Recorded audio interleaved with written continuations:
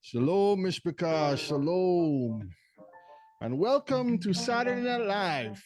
It's supposed to be Friday Night Live, but in this case, we're having class tonight on Saturday night, the Heathen Saturday, because yesterday was Shabbat. I hope we can be heard and we can be seen. Let us know in the chat if we can be heard clearly, if we can be seen clearly. Shalom, Rebbe. Shalom, shalom. Can I be heard? Yeah, you can hear you. Bring the mic just a little bit closer. A little closer? All right, how about this? There you go. That's better.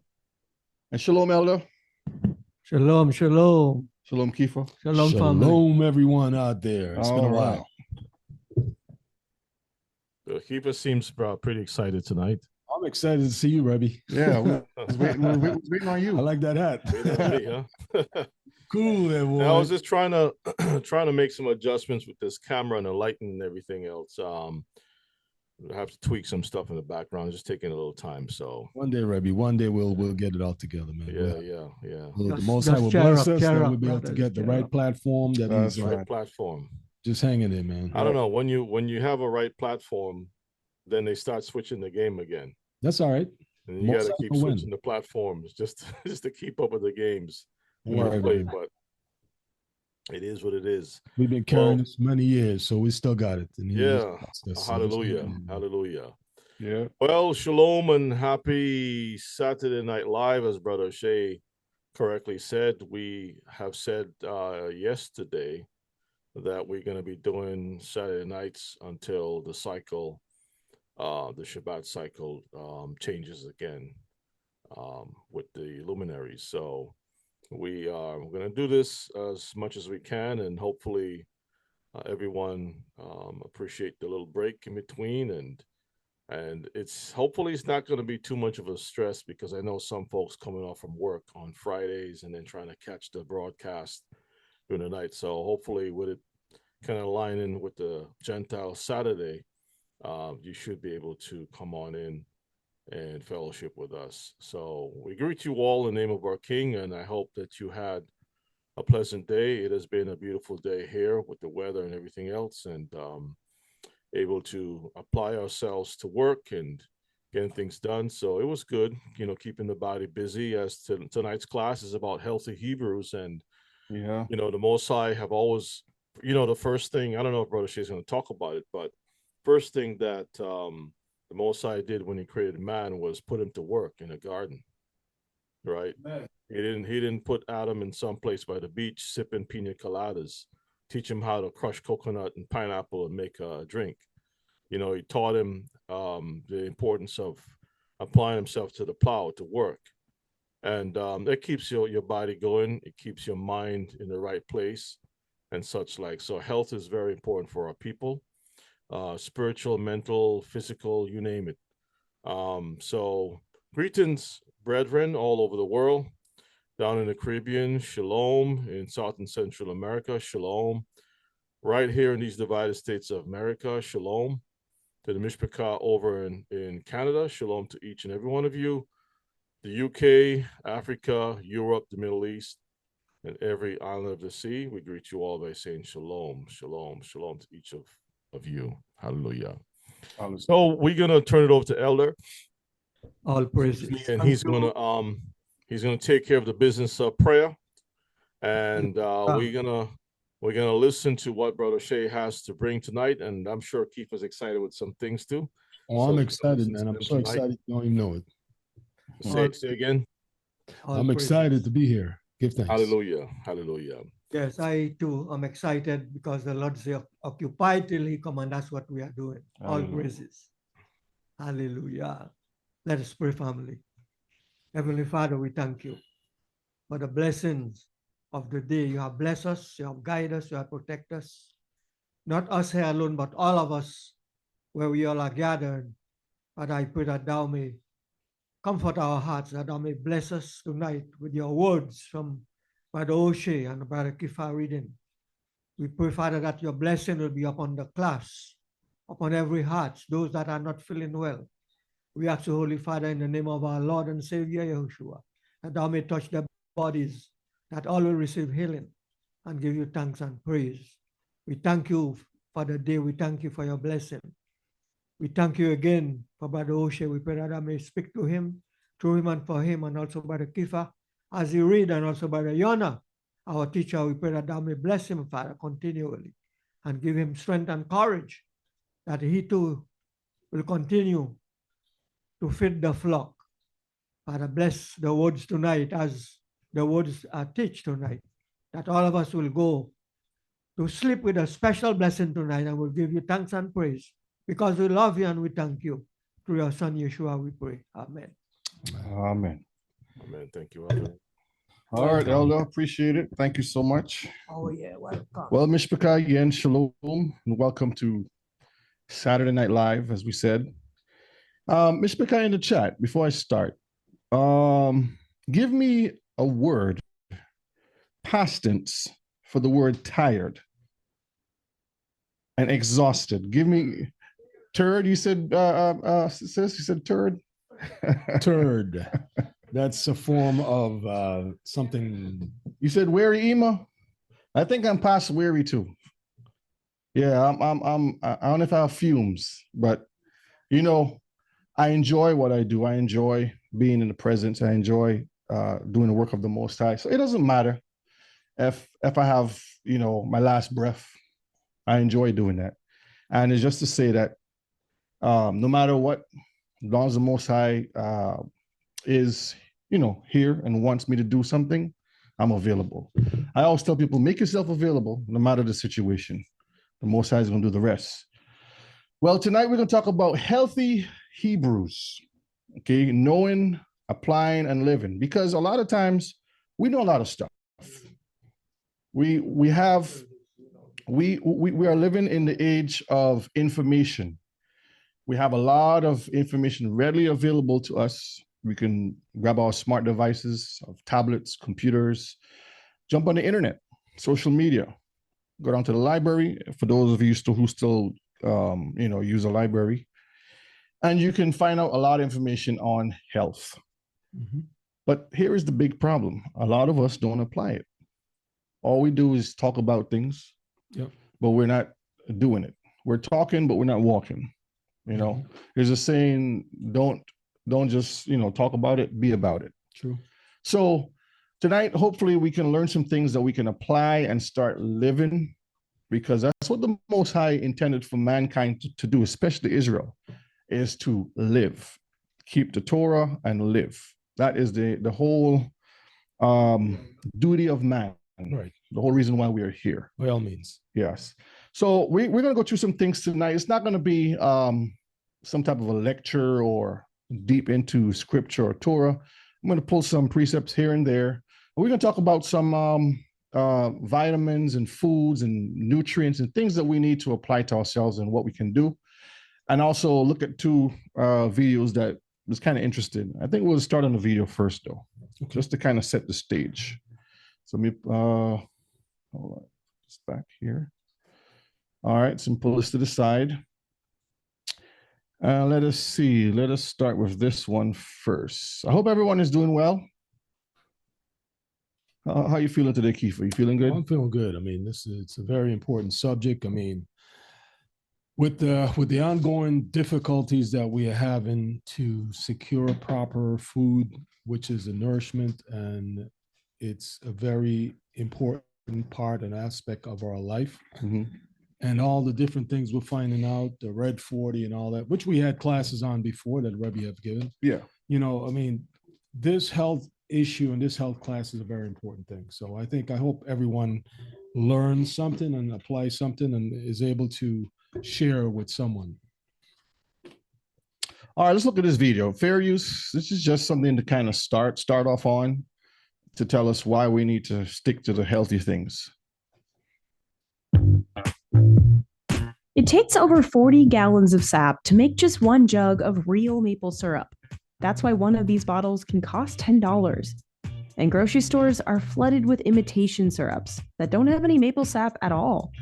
In fact, tons of expensive foods we love eating might not be the real thing, including wasabi, vanilla, and truffle oil. the main reason why this happens, it's all about money. Some of this is legal. Mhm. As long as products that aren't the real deal disclose it on the packaging, even if it's a bit sneaky. But often it's illegal, with entire criminal rings behind these counterfeit foods. Globally, the fraudulent food industry could be worth $40 billion. A lot of money. The sort of least end of it, you're getting ripped off. Look how excited he is. But the worst end, you're literally getting poisoned. So how did fake food take over our grocery stores, restaurants, and kitchens? And how do counterfeiters get away with it? We travel around the world to learn how to spot the real stuff. Because, the Most High create things that are natural for us. And again, the devil uses his federation to make money and to continue to destroy what the Most High has put out. So there is so much dangerous things out there. But the good thing is, Mishpachah, when we are obedient, the Most High protects us. That's the key. It's not for us to worry about these things, but it's for us to pay attention and not get mixed up and fooled with these things. Okay, because some people says, "Well, what's the sense? Everything is contaminated. Everything is bad. I'm gonna die anyway." Yeah. That's usually the claim. And which is foolish. But when you apply the precepts and you apply the Torah, the Most High is going to protect you, just the same way He did all throughout each captivity from the beginning. True. Why would He choose some set of people and say, "I love them. They're the best of the best," and destroy them? Right. Well, I mean, the greatest secret that has ever been told throughout mankind and in my years of living was that the devil doesn't exist. And the people are still confused over what the Most High looks like. Now, when I say the Most High, I'm talking about the Son of God, the Son of Elohim. I'm not talking about the Most High that Hollywood portrays that while they're giving the signal of Baphomet and all this other stuff. I'm talking about the Most High, meaning the Most High who we believe in. So, as I've always said, health is wealth. And with the experience that me and Brother O'Shea has as far as the quote unquote studies of this world in the culinary field, we have seen a lot of things. And this is why this subject means a lot to me, because there's so much bamboozling that a lot of the people out here are not aware of. Yeah. And what you put into you is what sustains you, and it's sad because a lot of the things they're so cryptic with reading and hiding the information that you can't even get it. You can't understand it. It's some kind of scientific word. It's crazy, and the Most High has blessed us to be able to see these things on all levels. All right, let's continue watching this video.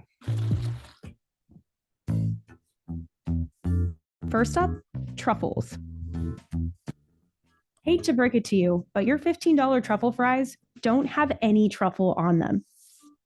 What is called truffle oil is entirely made in a laboratory. It has nothing to do with mushrooms. No surprise. Yep. Yep. Real truffles are pricey and rare, and they need specific conditions to grow, usually in places like Italy and France or here in the UK. That's why it grows there, because the Most High put those things for Esau to deal with. Okay? Right. No Hebrew's supposed to be messing with shrooms. Let Esau, the dogs, the pigs, everything, dig those things up and enjoy it. And that dog has undergone the same thing as any ICE operated dog or any TSA operative dog that looks or law enforcement dog that looks for cocaine. This dog goes through the same process as far as looking for truffles, because that's all it knows. It goes crazy over truffles.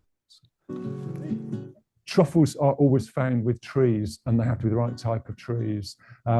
He looked like a truffle. Under the ground, the truffle is just a fruiting body, so in accordance with an apple. We used to train pigs to find the fungi, but now... See? I just told you. They train the pigs to find this stuff, okay? Well, mostly dogs do the sniffing. Good boy, thank you, good boy, come. So it's told us there, it's still in the ground. So do I want to take it out of the ground or not? It all depends if it's ripe. If it's unripe, there's no point in having it. So the nose comes into play, and we actually sniff the ground for it. You're doing the same thing the dog does. Yeah, that's a nice one. Yeah, that's probably about 70, 80 grams. Once the truffle is out of the ground. Now, who priced these things? It's the same people that price cockroaches in the water. So, I mean, Yeah. Yeah. Yes, Sister Angela, truffles are, any fungus is unclean. Mosai says you must have seed in order to eat them.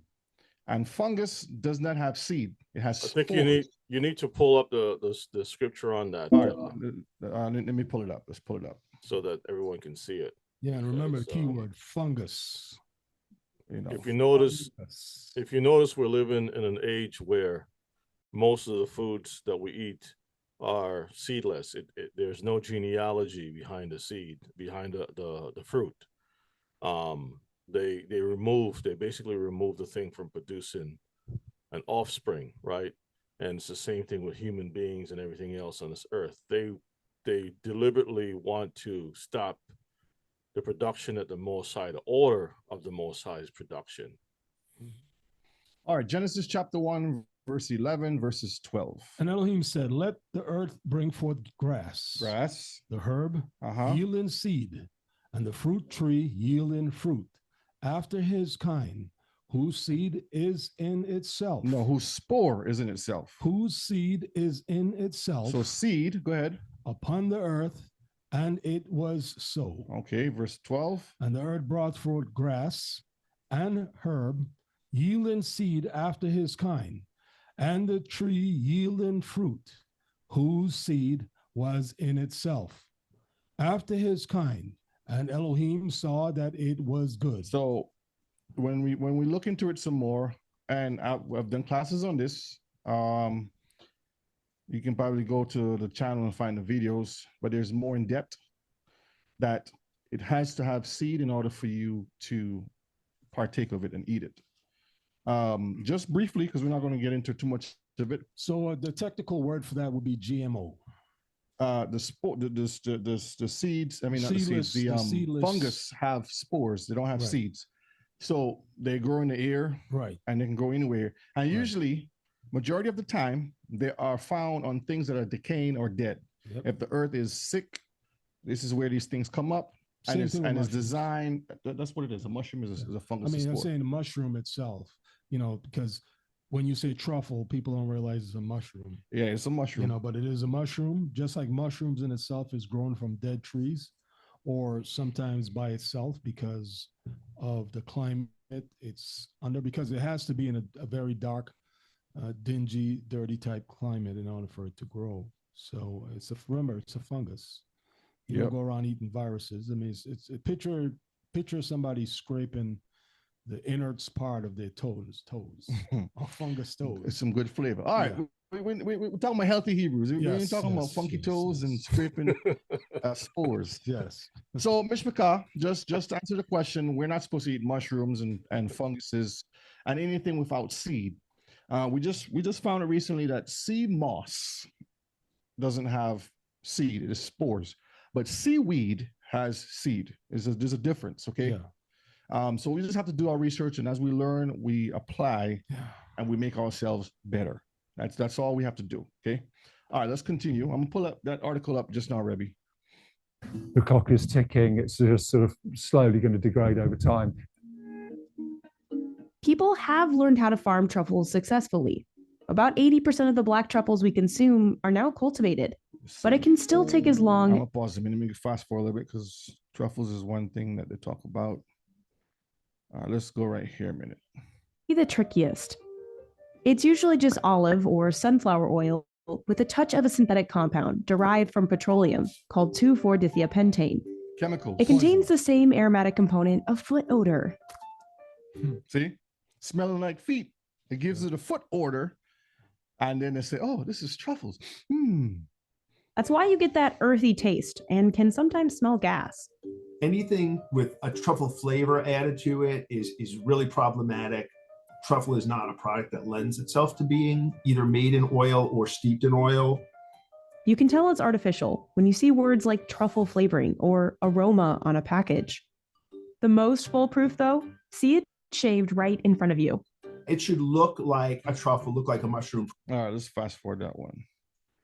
The next is syrup now. As much as half of what's labeled 100% maple syrup might be fake. Real maple syrup is tapped from trees. And I did get to try that Canadian maple syrup. That was delicious. Mm-hmm. That's some good stuff. Oh, yeah. Canada produces 85% of the world's real supply. But the US set production records in 2022 thanks to brands like Sapjack out of Vermont. The company steam heats its sap. Then machines filter and bottle the syrup, usually within 6 hours. It takes about 44 gallons of sap to make just 1 gallon of real maple syrup. I mean, which is...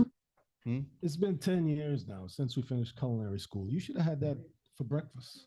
I mean, because when we went through culinary school, all of these things were sampled.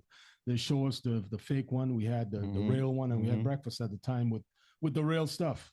So this is an eye opener that people really have to take the time out. Just like we search the scriptures for information, we have to really take an effort to search out the ingredients. And if you can't, and the key of looking into ingredients is if a child do not know what it is, you shouldn't really be messing with it. You know, if a child cannot read it at a elementary school level, and the ingredients isn't something that has 1 or 2 lines, really shouldn't be messing with it, because there's so much synthetics in there that always comes back to be very harmful to our bodies. It's so sad that you have to read the ingredients, because water is not water anymore. Air is not air anymore. True. So you're like, but see, that's the thing. They put the FDA in charge of the things that we're supposed to really not worry about.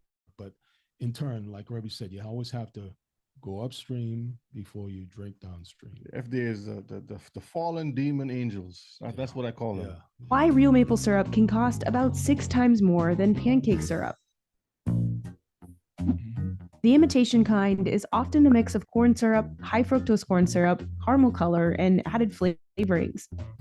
This kind of syrup isn't illegal, and you can tell it's not real maple when you see words like pancake syrup or table syrup on the label, while the authentic kind will say 100% or pure, and have just maple syrup on the ingredients list. But there's a more nefarious kind of syrup fraud. The FDA says companies have previously bottled up fake syrup, labeled it 100% real syrup, and pocketed the profits. And that's illegal. In that case, it might be best to look at the consistency. Real syrup is often thinner than fake corn-based syrups. Wasabi is probably the most widely faked food on our list. There's another one. It's estimated only 1% of American wasabi and 5% of Japanese wasabi is real. Most of it is actually a mixture of horseradish, a sweetener, and a food starch. It's just funny to me when people say, like, oh, I love wasabi, I love sushi here. And I'm thinking, like, well, you've never had good sushi and you've never had any wasabi, but, you know. The FDA... And again, just real quick, Mishpaka, for some of you who don't know, sushi is not raw fish. Sushimi is raw fish. Exactly. So know the difference. Sushi is just rice, the nice sticky sweet rice that the Japanese use, and you have the seaweed that they make into a paper form, and you put that, and then you can put anything in the inside. You can put vegetables, you can put cooked fish, or cheese and different things like that, and you can have it. And that's the best way to have it. So when you hear sushi, don't think raw fish, but always know what you're having. You don't want to have unclean crustaceans that they would mix in it sometimes. You have to know what you're getting into. Okay, just be very careful, you know, especially when you go to these hot pocket places or these you know, places at stations that cook in front of you. Most of the time they have shrimps, and yes, I know you think it's shrimp, but it's shrimps. Little crustaceans and cockroaches and everything that they feed people. But if it's more safer doing it at home, you know, in the culinary world, there's something called research and development. And most of the stuff that you see are done in those labs. And we have seen those labs. We have seen what they've done to make meat look the medallion shape, what the meats look like. We've been to factories. We've sampled the good stuff and also know the fake stuff. And we have to identify those things in many of our courses and tests that's there. So if you really want to know always read the ingredients, and always, it's better off cooking at home, especially when we have the dietary laws to follow. I understand, we have to eat in a shambles sometimes and take a chance, but be very mindful of what you do, because once you get it in your system, it's very hard to get it out. Oh yeah. Elder? Yes, shalom family. Shalom. Shalom, Shalom, shalom. shalom. What I want to say, when Elohim called Israel coming down, he gave them the law, he gave them the Torah, and he gave them what is clean to eat. Everything that is clean, he tell them to eat. Noah, from there he began it and continue up to today.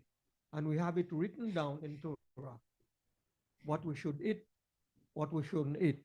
So I'm very grateful again that Brother Oshe bring up this teaching tonight. All praises.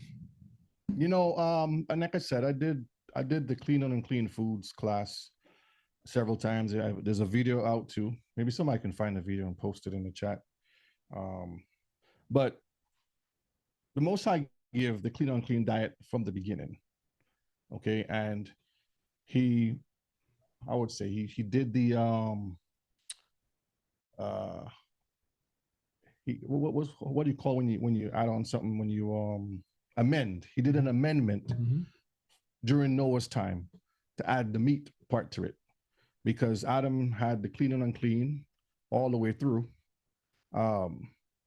even with Noah, to know what animal is clean and what's unclean.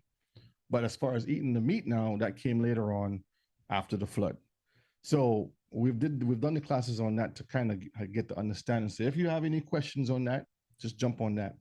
But let's get back to the video, because we have a lot to cover tonight, some interesting things. It doesn't have specific guidelines for the term wasabi, so only its rules on labeling would apply.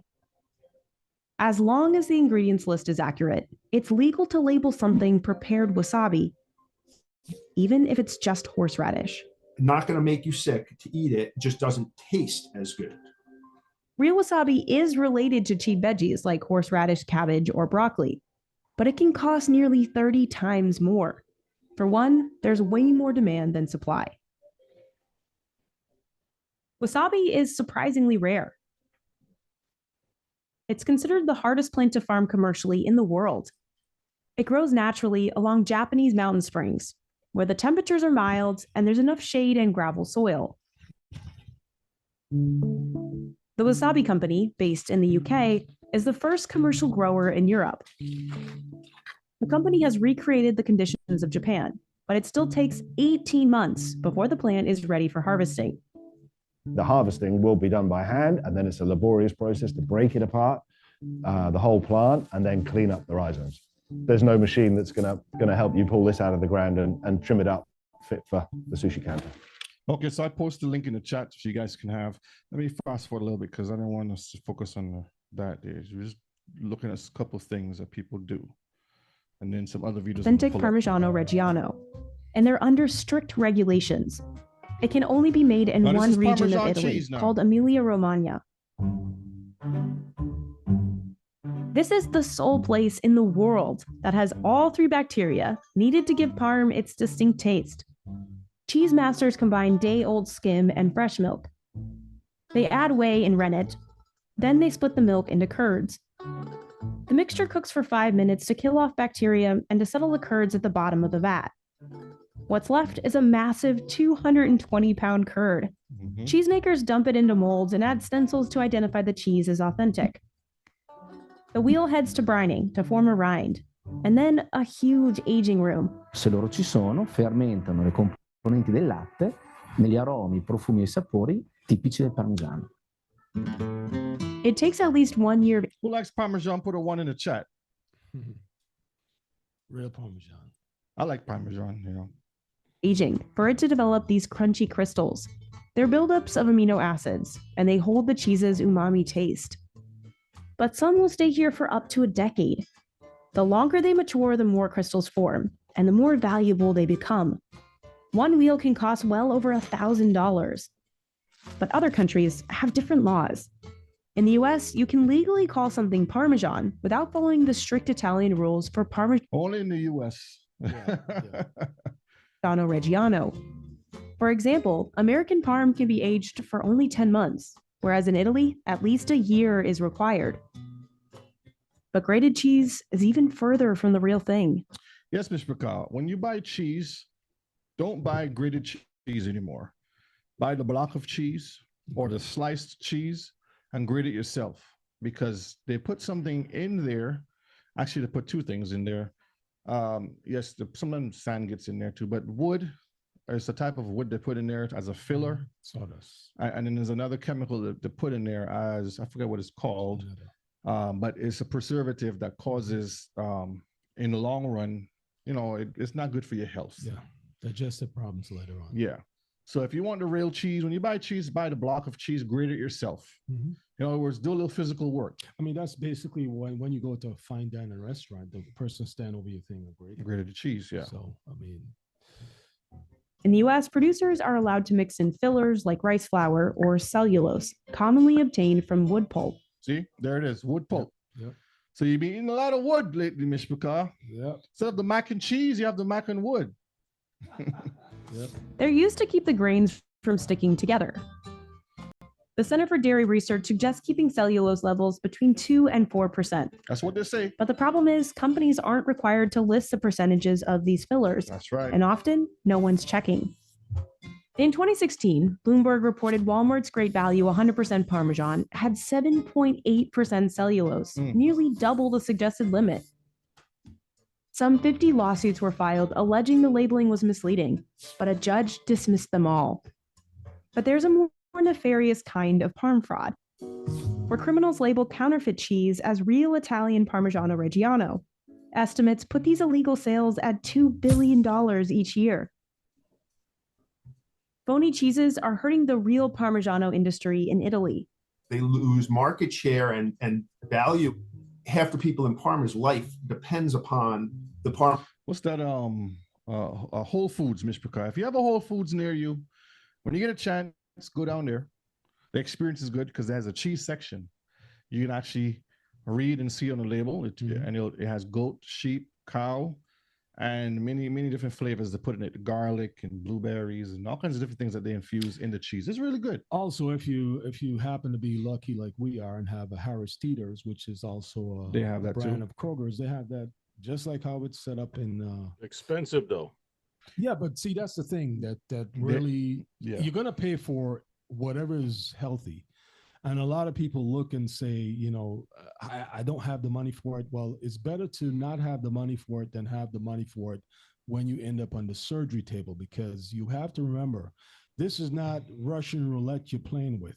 You don't know if the person that is going to operate on you was a D minus, student, or a student that missed a lot of days in school that just happened. And we see a lot of those students. Listen, we saw a lot of those students cooking in culinary school. And I wouldn't even take a glass of water from them. Trust me, when you talk about hygiene and a lot of different things.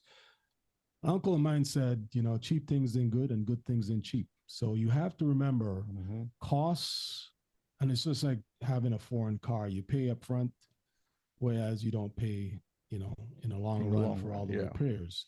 So take your food, take your things seriously, because the things we find out today that is good, tomorrow we're going to find out that those things are unhealthy. Yeah. So it's best to be on the safe side than be on the sorry side. I see a lot of Hebrews got different sayings too.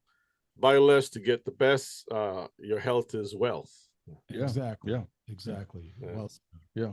And these nice high-end stores are always in Esau's neighborhoods. Guess what they put in our neighborhood, Miss Picard? Man, they have every time you drive on the road, there's a Dollar General. Yep. There's a Family Dollar. There's a Dollar Tree. Gas stations. So you get in your vehicle, make sure it's well gassed, and you drive to those neighborhoods that have the stores that will have, because they cater to you that don't know any better or have a certain amount of money. And this is why we always try to push the lifestyle of cash right living, or the Shalom lifestyle, because then you could plant a tree on your property. You can plant something that can sustain you. While everyone was going crazy with the Dovak 91, I'm sure if you could read backwards, you know what I'm talking about. We were basically happy because we were without limitations of dealing with the craziness. Mm-hmm. We had mint tea on the property that we were able to take and make mint tea to drink. We had lemongrass that we were able to take. You didn't have to buy those things because they basically sustain themselves once you plant them and you water them, keep them, take care of them. If you take care of it, it'll take care of you. Yeah. And that goes for everything in life. That's why the shalom life is so important, because there is hard work involved, which you're gonna get your exercise. It helps to reduce your stress level to some degree, but you have control. You know, you can grow and experience what life is all about. That's by right. the Most High, to see something sprout from seed and produce food for you. But you know, we have been trained and we have been duped that the modern world of easy access is the right way to go. And with that type of belief system, unfortunately, what's pinned to that, what's attached to that thing right there, is the doctors and the scientists and all that stuff that you have to go to get the problems removed from your body and your mind. It's no wonder that we find most of the news out there is actually financed by the pharmaceutical and these different companies, right? The news, YouTube is another platform that's been sponsored by a lot of pharmaceuticals and whatnot. Mm-hmm. So that's the problem. And then the people who claim to be fighting for a cause, like it's a surprise that you have something called here in America, the FDA, that's supposed to let us know that that we're eating not Parmesan cheese. There's no cheese. It's just wood pulp, flavored you wood. know what I mean? Flavored wood pulp or whatever it is. They're not really banning this stuff. These are the same people who have been financed by the same pharmaceutical companies. When you listen to some of these open meetings, congressional meetings and stuff like that, you'll find that a lot of times when people are questioning those people who are going to make change or supposed to make change, those people who question them heavily have been funded by the pharmaceutical companies, vaccine companies, you name it. Yep. And this is why tonight we're going to look into the healthy side of it. So we're going to watch another minute of this video, and then we're going to jump into the class, okay? And then I have some articles that Ruby sent I want to pull up too. That's a pork place. Yeah, prosciutto is a ham or a Parmesan cheese industry. And so there's a big impetus to protect that. So while you're standing in the cheese aisle, how do you make sure you're grabbing the authentic parm? Well, first, maybe don't buy those shakers. Each chunk of the wheel will have a part of the words Parmigiano Reggiano spelled out in dots. It'll also have a protected designation of origin, or DOP label. Real Parmesan cheese from Italy is readily available for a second? In any supermarket, certainly any cheap. Can you go back just a little, just back to that thing right there? I something I want to say. Now, just looking at this this cheese wheel here, right? How many of us will have the education, right, to even recognize this kind of stuff? And how many of our homes are set up where those who go out to purchase the goods have done their research, right, to have a list, a shopping list based upon sound research, and then go out and you know exactly where to go, right, where to spend your money and such like. Do we have anything like that among us as a people, or we just go and just grab stuff off the shelf because it looks enticing or whatever? So that's a question I think we're going to put on the table for all of us to take a look at, right? Yeah, it's a second job, because when we go shopping to get groceries, Maisha does all the research and stuff, and then we come back, we sit down, we look at different things, then we get to the store, and you gotta go through the shelf, you gotta find everything, and they update the labels every so often. So when you used to buy something and you take it up, now it changes. Just like the milk you showed the other day. I don't know if do you remember, and I'll pull it Yes. up again, where now they're putting other things inside of it and it's changing. So you have to go back and do the research and read. Then when you get home now, you have to unpack and wash and clean the stuff, because in those pre-packages it says wash, right? True. When you get home and you wash it and you look at the water that comes from the wash, you see bugs, you see dirt, you see all kinds of you stuff. pick up the chicken or the meat and you see there's a tampon underneath it, right? And then you disregard the fact that you need to wash it. And they say, you're just going to cook it. There are videos out there that tell you don't wash your chicken because bacteria is going to fly all over. These people are nasty. Yeah. When it comes to salads, I mean, I'm very particular about salads and fish. You know, fish is something that, fish is something that it has to be eaten fresh, right? It's a very sensitive thing that comes from the ocean. And your salads, although, you know, you want your salads raw, which we should eat our salads raw, right? Most of us, when we buy something from the store, it says on the label, triple washed, right? So we're thinking, hey, I don't have to do anything to this thing, right? You know, there are some people who would actually take the stuff, put it together, and serve that to you. Oh, yeah. They will never take the time and soak the thing in water and wash it. Mm-hmm. Oh, yeah. And there are people that will be around you, and if you don't keep an eye on them, they will do that too. Oh, yeah. You know, they'll be sneaky about it. Now, like I said, I've even taken a video of it. The water was so dirty from the so-called pre-washed salad, because that's what it says in the package, pre-washed. We take it out. Believe them. We get a white bowl. We throw everything in there. We soak it with water. Believe them. And when it was finished, that water was dirty. It looked like bath water when it was finished. Look. And we wash our vegetables. We wash our fruits. Peel off all those stickers, scrub them, because they put wax and different things to spray on it. And also, I don't know if you remember, there was a idiot Hebrew. I don't know if he was a Hebrew, but he was going around with these stupid challenges on TikTok and whatever it is. And he was spraying pesticide in Walmart and recorded himself, but he got arrested. Oh, yeah. And people do those things. People pass around and spray stuff, sneeze, dogs in the car, everything. Mr. McCall always saying is wash your stuff, okay? Be clean. We are the children of the Most High, and we have to represent the Most High in cleanliness. Vinegar, lime, some to wash your stuff. All right, let's finish this 1 more minute of this video, and then we're going to Have a protected designation of origin, or DOP label. The real Parmesan cheese from Italy is readily available. Almost any supermarket, certainly any cheese shop. Sometimes it's cheaper than some of the fake versions.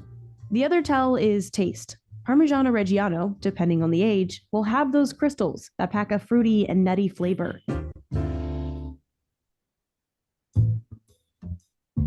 Just like Parmesan, vanilla can have some confusing labeling. It's estimated just 1% of all vanilla products in the world are real. Most of the legit stuff comes from Madagascar. Stop. 1%? Yes. Of everything in the world? Yes. 1% of everything in the world is real. 1%. Yes. 1%. That's all you deserve, Robbie. That's all you deserve. Of everything is real. Especially when you less than 1%. Less than 1%. Yes, Robbie, yes. And especially if you live in a city. Make the time short. Destroy the enemy. No, Robbie. Yes, After less than 1%, the chemical they put in it again. Yeah. All right, let me play it again. I know some mispronounce. It went right over the head. What they're showing here is the actual vanilla bean. You have to cut it open and scrape it, basically. Yes. So there's a difference between vanilla and then vanilla bean. Yes. So if it doesn't say vanilla bean, it's not vanilla. No, it's artificial flavored chemical, probably the tail of a beaver. Yeah. The beaver bile. Yeah, so that means that we have to invest, try to get the bean itself, right? And plant the thing ourselves. Even saffron. Saffron is another plant. Just like this information that we're putting out here is going to be less than 1% is actually going to go out and actually do this. And less than 1% is going to go to the shalom lifestyle. Less than 1% is going to say, well, you know, Rebbe was right. This is too hard. This is too much work. Should we close the class up right now? Wait, let me go here a minute. Let me go back here a minute. So he Right. says, knowing, applying, and living. See, Hebrews want to skip the applying part because it's too hard. It's too much work. Yeah, it's too much When you work. gotta physically just- go and watch the stuff or do the research or plant your stuff is too much work. Hebrews are just lazy, you I know. mean, lemon pepper wings. If it's not wrapped in plastic, it's not legit. Exactly. All right, let's hear it again. Less than 1%. Listen. John, vanilla can have some confusing labeling. It's estimated just 1% of all vanilla products in the world are real. So 1%. Okay. So 1% are real. Most of the legit stuff comes from Madagascar, where farmers pollinate orchids by hand. The beans are boiled and sun-dried at a processing facility. Workers hand massage each pod to release the chemical vanillin. The beans Now, let me go back here real quick. Now, hold on a minute. That's not Europe. That's not Europe. No, Madagascar. that's Madagascar. That's the island right of Africa. I thought Europe had everything. I thought Europe was the first world country Oh, no. with all the good stuff. Getting confused now. I thought Europe was the first world country Yes, that we need to bow. We need to bow and kiss the toes of these people because they're number one. Yes, textbooks. Hey, they just had a study on that. Don't even talk about that right now. Yeah, They we're said not talking you about need to Texas bed- tonight. You Texas. only need to bed once a week. That's basically what they're saying now. That's anyway. Let's go to. All right, so we see a bunch of women on here. Now, would our sisters take the time and do this? Nope. All right, I just wanted to bring that to see visually what they have to do, and they don't make a lot of money doing this. Esau is making the money, not them. Workers hand massage each pod to release the chemical vanillin. The beans then soak in a mixture of alcohol and water to make the extract. Yeah, that's how they make it. The whole thing is laborious and expensive. So in the US, many brands sell imitation versions using lab-made vanillin. Always the U.S. It's either derived from petroleum or Petroleum. Oil again. Oil again. Oil again. So when you go to the store, love, don't forget to pick up a bottle of oil, petroleum. Yeah. So I want to bake a cake. No, just Yeah. go straight. to the Pick up car. It's pick up a car oil. bottle, an ounce of petroleum. I want to make a cake. Benzoate, Yep. citric acid. from compounds found in clove oil, wood, and bark. Mhm. And that's legal as long as artificial flavoring is listed on the package. Right. So whenever you see this mishpachah, honestly, try to stay away from this. Yeah. If you can. I mean, we know that we are struggling out here and no one is, you know, in the billionaires club or anything like that out here. And, you know, everyone's living a certain lifestyle. But remember, if you set yourself up for failure, you're going to get it. In other words, put the work in to get to the point where you're not contaminating yourself. And That's basically what it you have is. to set standards when it comes to these kind of things. I mean, I've before I go, if I go in a restaurant and have to go out, I check the bathroom first. Make Yeah. sure the bathroom is clean because everyone has to use the bathroom, even the staff. And Yeah. if the bathroom is dirty, that tells you something about the Look at the kitchen. bathroom. Look at the The tables. rating on their little sticker too. Yes, and those are the scores. The menu. You have to look at the menu. If the menu is dirty, and they don't take time to wipe the menu or even the bottles of ketchup or whatever you Mhm. decide to use. Look at the staff It's very- fingernails. exactly. Those are a lot of things. If the floor smells bad, look bad, those are things that I look at, and also I look for the exits, how to get out of there. In case something happens. You know, Hey. so those are things that I always look at and look for when I go to a restaurant, and I would turn around in a heartbeat and tell them, "Listen, please don't even, thank you, bye," and I would leave. Yeah. I don't mess with no pasta. You- Red. I don't mess with red pasta. You don't want no red pasta. No, I don't want no All right, red pasta because That's another subject. yeah, that's All right, yeah. let's finish this little piece here about the vanilla, and then we'll move on. But it could be more dangerous in other countries. In 2008 in Mexico, some products labeled as vanilla were found to be made from the beans of a tonka tree, a completely different plant. Oh, yeah. They contained a toxic substance called coumarin that's banned in the US and is dangerous for people on blood thinners. These illegal products were sold all over the Americas. So, how can you tell what's real? Many vanilla products like ice cream and cookies get away with using the imitation stuff by just saying natural flavoring on the ingredient When you see that, try to stay away from that. Run away from natural flavoring, okay? list. The real stuff will list vanilla bean extratives. Also, take a look and a whiff. In this test we did, the authentic vanilla smelled much stronger of alcohol, and it was much cloudier than the fake stuff. And it's very important. Now pull back a little bit. I want people to see, especially in the chat, all people to understand. Stop right there. When you see that part right here where it says the UD, which we always look for to see if it's kosher, always make sure, although it says UD, read the ingredients. Although it says kosher or parve or whatever, read the ingredients, because remember, we're taking these as information that is according to our standards and dietary needs. Now, halal is a little bit different, but still, again, you still have to read the ingredients. Do not just say UD and pick it up, or just see it says chicken and pick it up, because a lot of things may say chicken, but then your sausage or your meat is wrapped into a casing of pork, or infused with pork fat or drippings or whatever. Drippings or whatever for flavoring. Natural flavoring could mean anything. Anything. It could be cockroaches because it's natural. It's natural.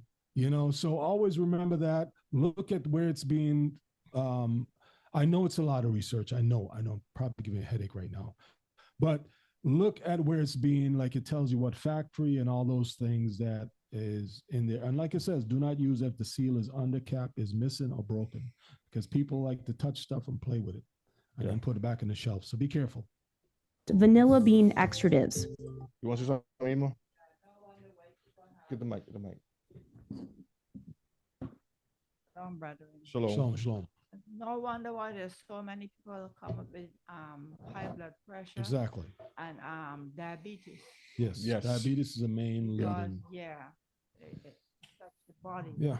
And they're really hoping that these things happen, because you're going to end up having to pay for those things. Pharmaceutical companies, again, are behind a lot of this stuff. They create the problem, and then they have a solution to the problem that they're still going to get paid for, because you're going to, like, I just retired and I want to be able to spend my last few years. I don't want to kick the bucket yet. And hey, look, you caused this. Also, take a look and a whiff. In this test we did, the authentic vanilla smelled much stronger of alcohol, and it was much cloudier than the fake stuff. All right, we'll stop. We'll stop here because this video is a little long. Let me stop that in a minute. And let me pull this up real quick. Rebbe, you wanted to share something here? Let's see. What you saw, the people like eating, those kind of things you just saw flickered on the screen. Caviar, basically from a surgeon fish, unless you from salmon. I just think that because we know that we are Israelites, and being an Israelite means that we have to be set apart, you know what I mean, as priests, kings amongst these nations. The Most High has a high requirement from us, right? The expectation is much higher. And with that said, the Bible did say in Ezekiel that we will eat our bread defiled among the heathen. Exactly. Yeah. So we know all those different things, but at the same time, with the knowledge who we are and the striving to achieve recognition, good graces of our King, we have to take the initiative to do more research and application, as you said in your first slide, your initial slide, not just knowing, but the application and the living, the life is important. So I believe that when we talk about being an Israelite, it should be common among all, whether it's a camp, a synagogue, a group, or whatever. It should be something of a more regular conversation to have, like what we're doing now. But what I find is that there's more social arguments about who slept with who and all kinds of stuff among some of these camps. And and other nonsense, when important things like this is necessary. You know, we have too much stuff going on around the world for us to be tied up into gossip and arguments amongst each other. Yeah. This stuff is important because and, you know, Rebbe, I mean, cut you off. A lot of people take a lot of time to have clothes that they like. They find out who makes it and the material and all this stuff, but they wouldn't really take the time to do the research, like you said, as far as the food. You know, this is an article you sent, Rebbe. BBC News. Should we be worried about vegan ultra processed foods? And you can see beautiful looking plastic food on mess. Yeah, you can skim through that, and it says their vegan diets can contain more UPFs, ultra processed foods, on an average, but this might not be a problem, you know. So it's just showing you that, because this idea, like, go back to the picture with the burger, right? I mean, just look at that. For it to taste like something that you're familiar with, which is beef, you got to process it. You have to combine stuff and make stuff stick together, and you got to take bits and pieces of other things like beans. Okay, so we want to have the texture of meat. So what's the closest thing that has that texture?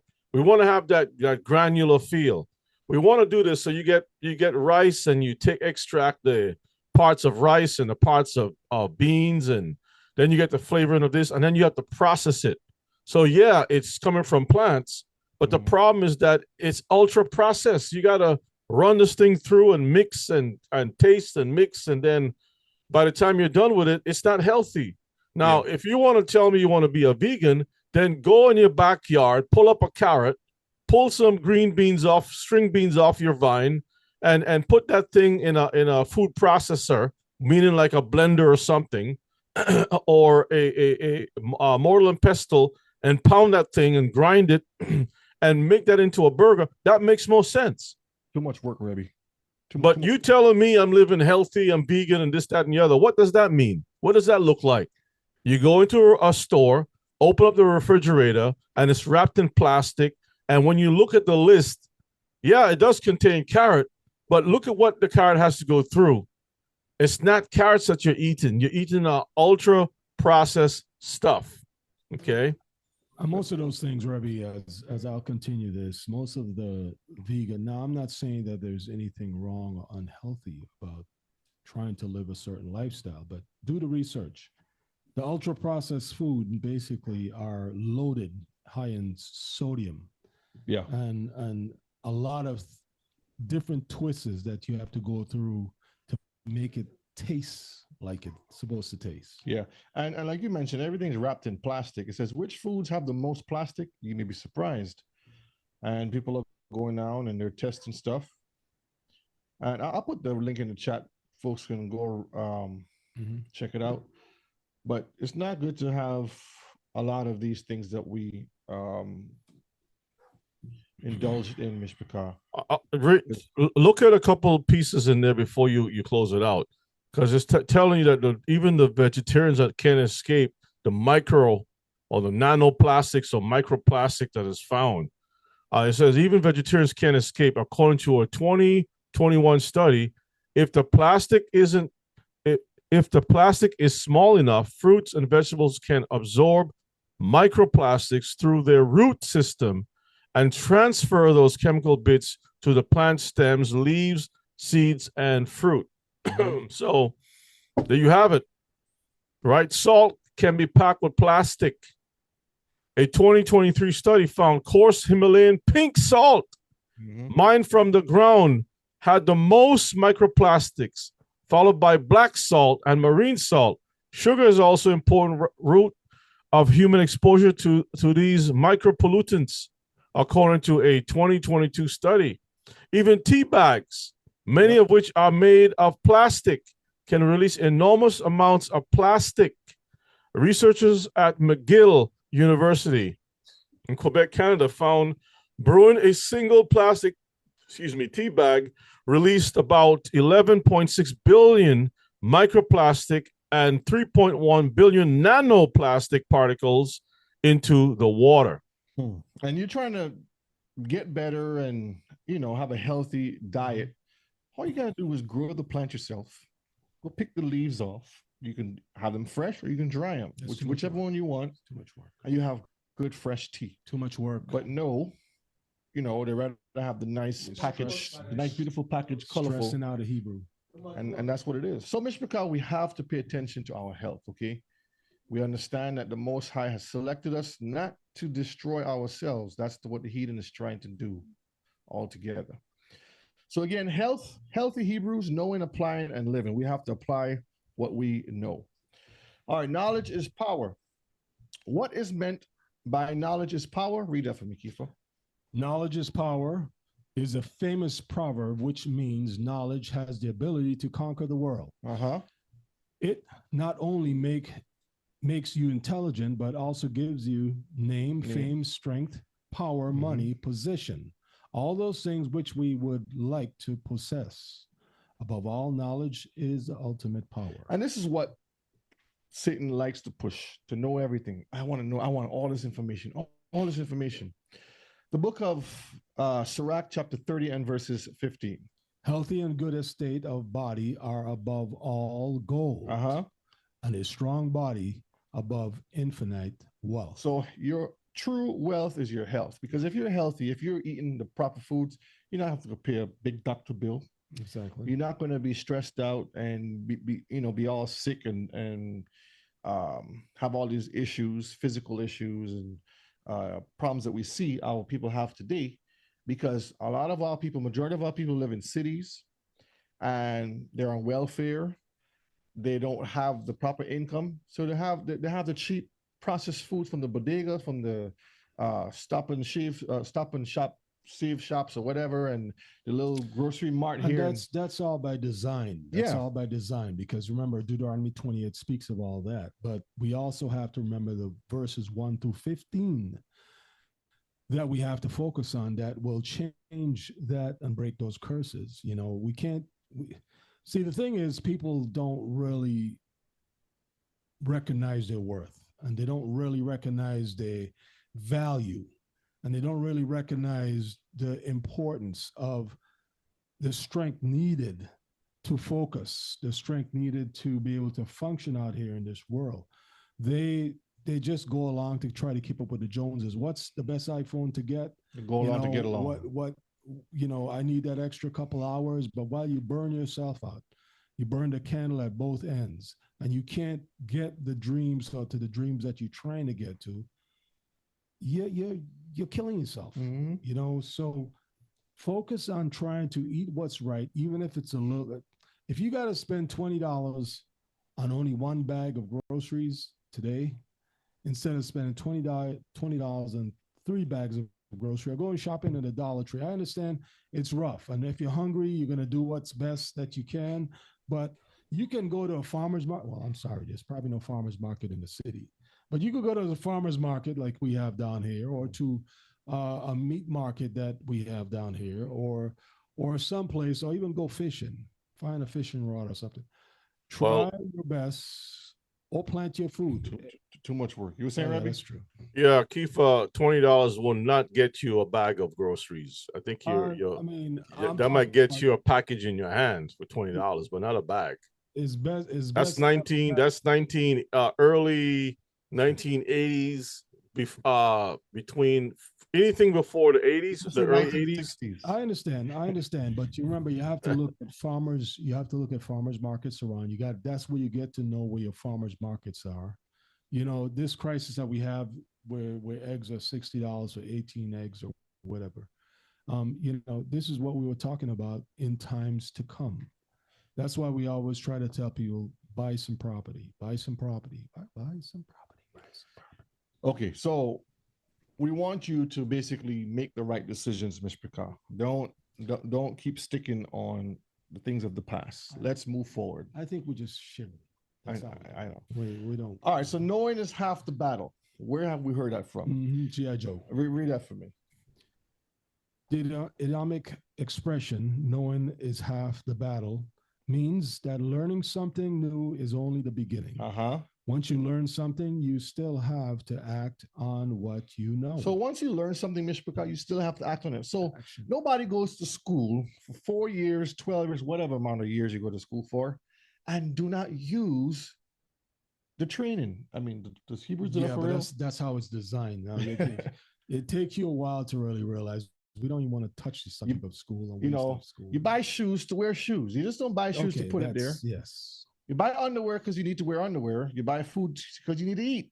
You just don't buy something and put it there and not use it. In other words, when we have the knowledge that we have, Mishpachah, that we're learning over the years of our lives, we need to put it to use, okay? But what would it profit you to have all the knowledge and power in the world and to not apply it to your lifestyle? In other words, Mishpachah, don't become a hoarder of information, because that's what a lot of people do. Let's look at Ecclesiastes 12 and verse 12. And further, by these, my son, be admonished of making many books. There is no end. And much study is a weariness of the flesh. It's not saying to don't sharpen yourself and to indulge yourself in the word, but it's saying when it comes to the point where you are going after this thing the wrong way, you're taking up to try to find some secret something, or to find a hidden meaning behind this, or to prove something, it becomes a weariness of flesh. Well, you just want information. You just want, I gotta know. I gotta know what God was thinking. You know, I want to know what this means. This is the mind of Esau. He wants to know, so he's going to dig up the dead. Right. He's going to cut down the forest. He's going to build a dam to rechannel the water, the river. He's going to do everything just to know. And with that information, all you're doing is destroying the earth. So the cartoon says, I am hoarding my knowledge in case I ever need it. But when are you going to need it? Yeah, but you underline something here. There's two things, hoarder and much studies. In 2 Timothy 3:7, it says ever learning and never able to come to the knowledge of the truth. It's just having that information doesn't do anything for you. You could tell everybody, you know, don't kill the messenger. It's only the message you need to focus on, or stay in your lane. People are going to do what they're going to do, and people are going to just be as crazy as they want to be and waste people's time. Most of the time, people just want to have information. Yeah. They're not going to do anything with it. They just want to test you. And after once or twice, you realize that type of person, you leave them alone. You know, you take the time out and do the research. I mean, back in 2019, it wasn't too far or distant. We were basically speaking about the Davak 91 that people didn't really want to listen to. And come to find out, even Canada is now saying that the Davak 91 was a situation that was basically fear-mongering, you know. And, you know, if you take the time to do the research like we did and we're sharing, you will see basically that a lot of the things out here that's being done is you do it to yourself. Yeah. You do it to yourself because you don't want to listen. You do it to yourself, and don't cry boo-hoo me and ask for me to pray for you, please. I have, yeah. All right. I got a real Kiefer back because Kiefer was going to start to. Yeah. Okay, so when we're reading this in Mishpachah, we're basically saying, don't be a hoarder of information. Start applying that information. So tonight we will look into the beautiful things surrounding us. We just saw some disturbing stuff. Now we're going to some beautiful things surrounding us, which the Creator has put there for us to learn about and apply. There are so many beautiful places on earth. There are many beautiful things the Most High has created. But at times we don't get to enjoy it because we're so caught up in this wicked system, okay? The world we live in has taken the natural and given us the unnatural. We seen that in a video a while ago. Instead of getting the real vanilla, they give you petroleum. And most of the elites will take that real vanilla for themselves because they can afford it, because they set it that way. Instead of giving you cheese, they give you wood. We live in a processed world. From food to your clothing to the materials we build our homes. You know, you used to get real wood back then. Now they give you this pressed wood. And even some of that glue that they use comes from the Formaldehyde pork and different stuff things, too. yeah. You got to do your research, man. It's just crazy how these people are operating. Yep. Even down to the very word we call the Bible. Done classes on that. That they have all of these false things that they have. Mhm. What was that? What was that machine you used, Rebbe? Where they take the stuff, the Bible, and they pass it through. I forget what you call it. The heathen pass it through their filter. What was it called? The processor. The Bible. Where you did a class where they take the word and they pass it through this processor Before it goes in the time machine? Yeah, but this is I forget what it's called. Anyhow, Matthew 16:26. For what is a man profited if Mhm. he shall gain the whole world and lose his own soul? Or what shall a man give in exchange for his soul? And this is the problem we have. Question. People want to have wealth, they want to Mhm. have power, information, all these different things. But at what cost are you going to do it? Solomon said it's all vanity. It's all vanity. Yeah. This is why Yeshua told the devil, it is written. Nothing new under Yes, the I'm gonna sun. give you all of this, all of this. Bow down. I'm sure it was a beautiful sight. Mm-hmm. Best of the best. But Yeshua said, it is written. Man should not live by bread alone, but by what? Every word. All right, so the body needs what? Fresh water, Mm-hmm. fresh air, good food, Mm-hmm. and a lot of rest. How many of us are getting adequate rest we need, Mr. Ka? Mm-hmm. Now, be honest. In the chat, put a 1 if you're getting the adequate rest, meaning at least 5 hours or more of sleep. 2, 1. Okay, some of you getting some sleep. Mm-hmm. 6. Oh boy, somebody not sleeping. 2. Yeah, we need to get all rest because this is where the body repairs itself. This is where we can heal. And a lot of time it's because we have a lot of things on our mind, work, stress, staying up late, watching movies, TV, on the phone, music. There's a lot of different things. Distraction. Your mind is always going. Yeah, And peace you of can't peace of separate- mind is definitely important.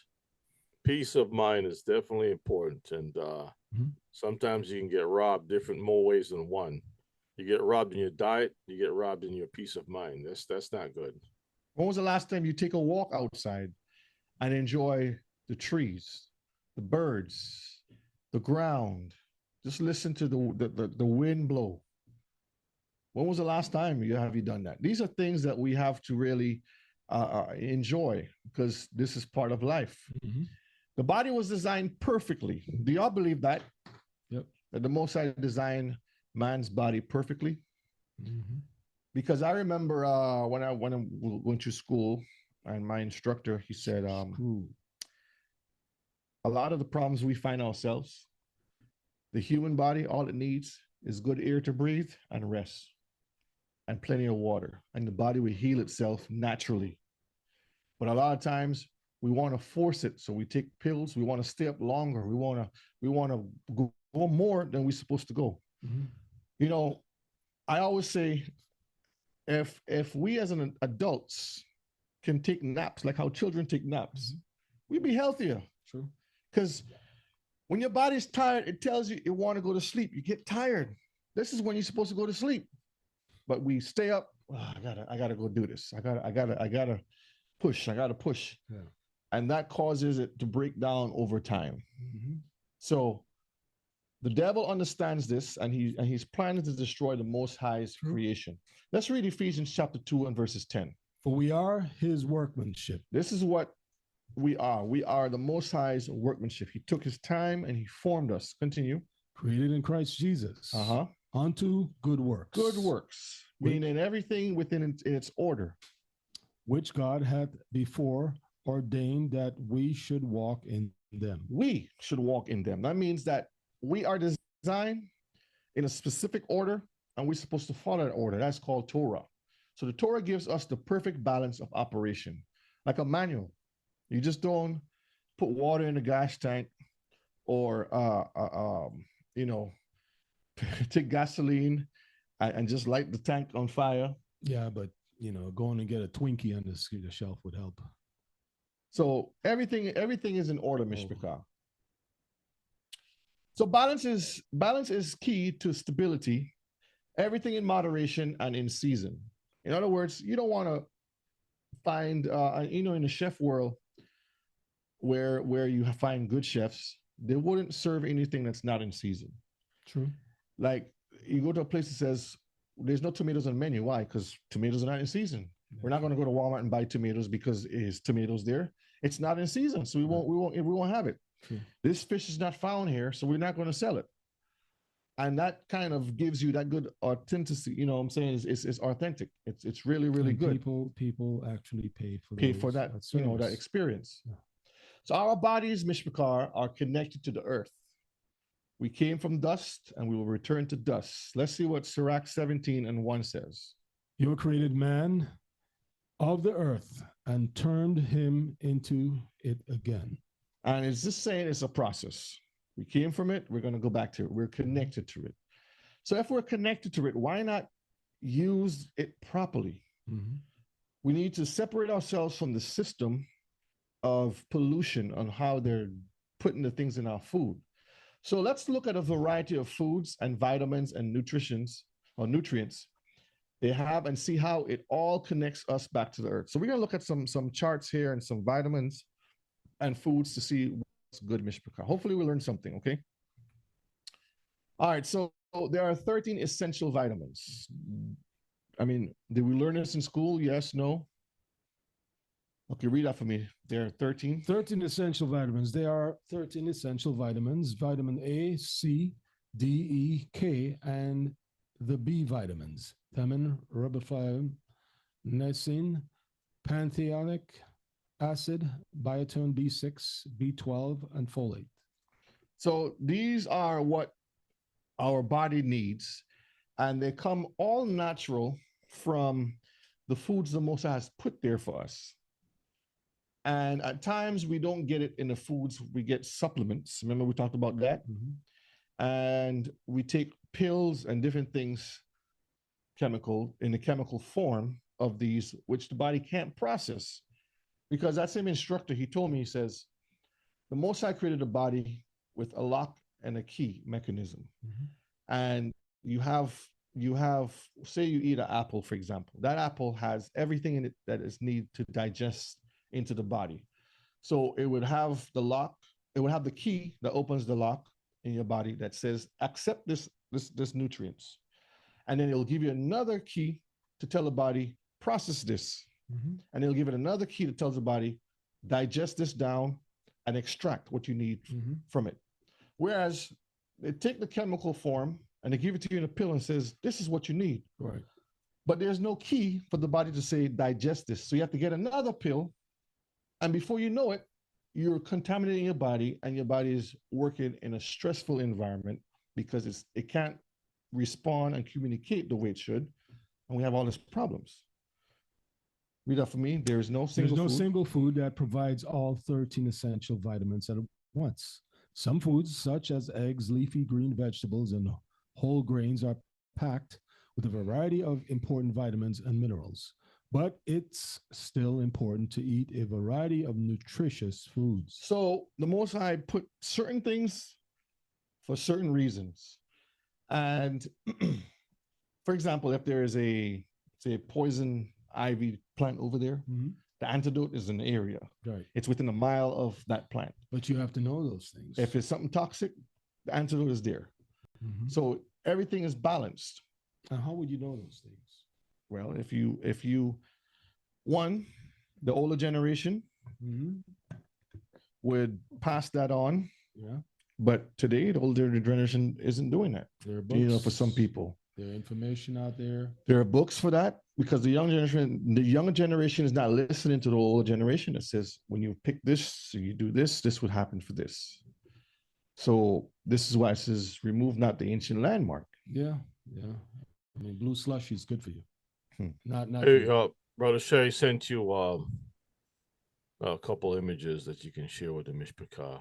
All right, let me pull this up. Then we'll get back to this slide here. The next one, there are two of them. Hopefully you received it. Okay, let's see. It's coming up. Okay, so if you flip that around, I'll do this thing. you can open in preview. Oh, here we go. That's what I'm looking for. And just flip that around. Where did it go? It's probably, there it is. Okay, again. It's coming. It's slow. Remember, my computer is slow. So. Yeah. Okay, So when you look at this here, you see it says real ginger, nothing artificial, straight or mixed. I mean, and that's good. That's great. But the second one that I sent you, I want you yeah, to I'll pull it up next. Look at the back of that. And so that's all good. And you know, that will get you, that will reel you in. That will be the seller right there. Mm-hmm. So when you look at the back of it, then you have to decide, what am I going to do with this information?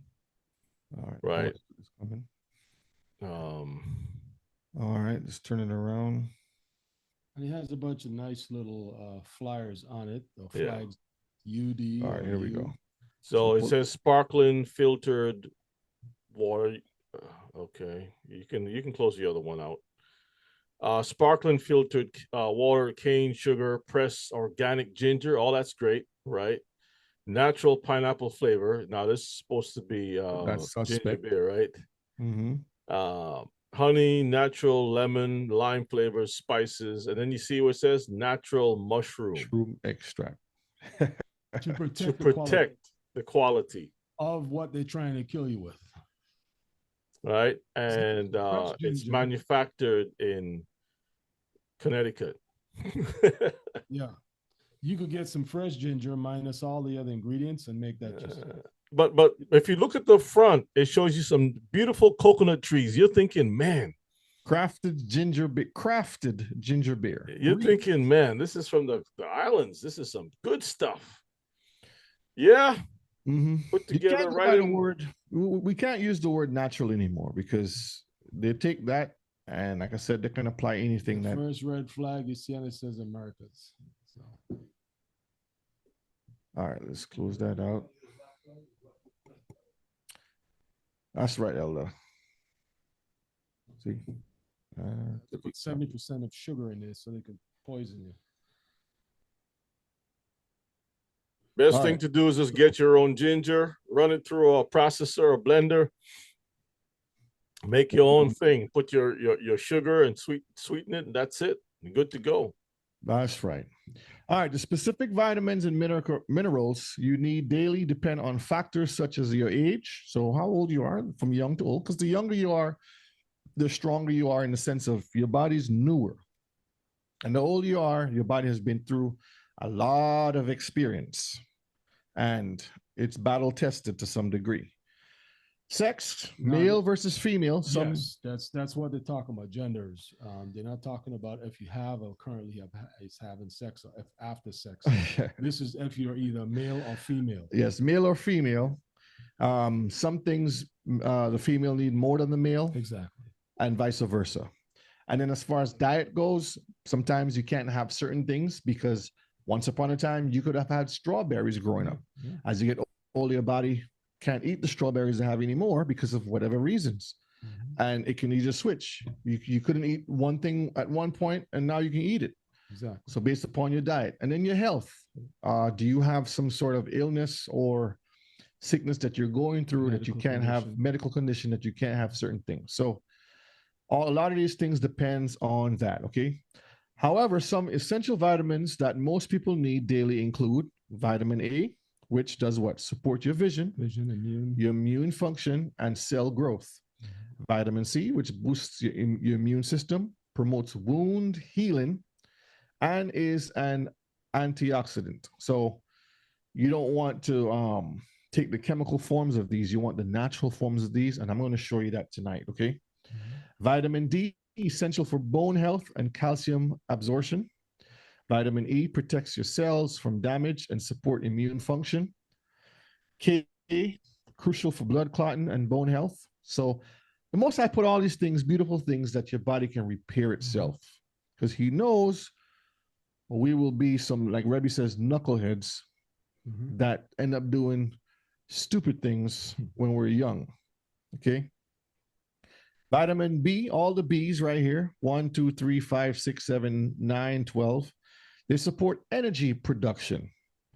You find a lot of the natural stuff in like coconut, ginger, and there's other things that you can get, which I'm going to show in a minute. But stay away from those sugar-free stuff. If any Hebrew is drinking sugar-free anything, you're killing yourself. Oh yeah. Get that You're putting sugar-free- cancer in your body. Get that sugar-free zero Pepsi. All Coke. those monster drinks and other so-called energy drinks that you need, Red Bull. you're killing yourself. It's best to have the natural form. And I'm going to show you some of those things. Helps your nervous system function because you don't want to be jittery and all over the place. You want to, you want to have that good boost of energy that allows you to go down easily. Okay. You increase, take off, and you're landing. You don't want to just blow up and crash. And cell, where am I? Nervous system function and cell metabolism. Yeah, metabolism. I'm sorry, I'm just out of it.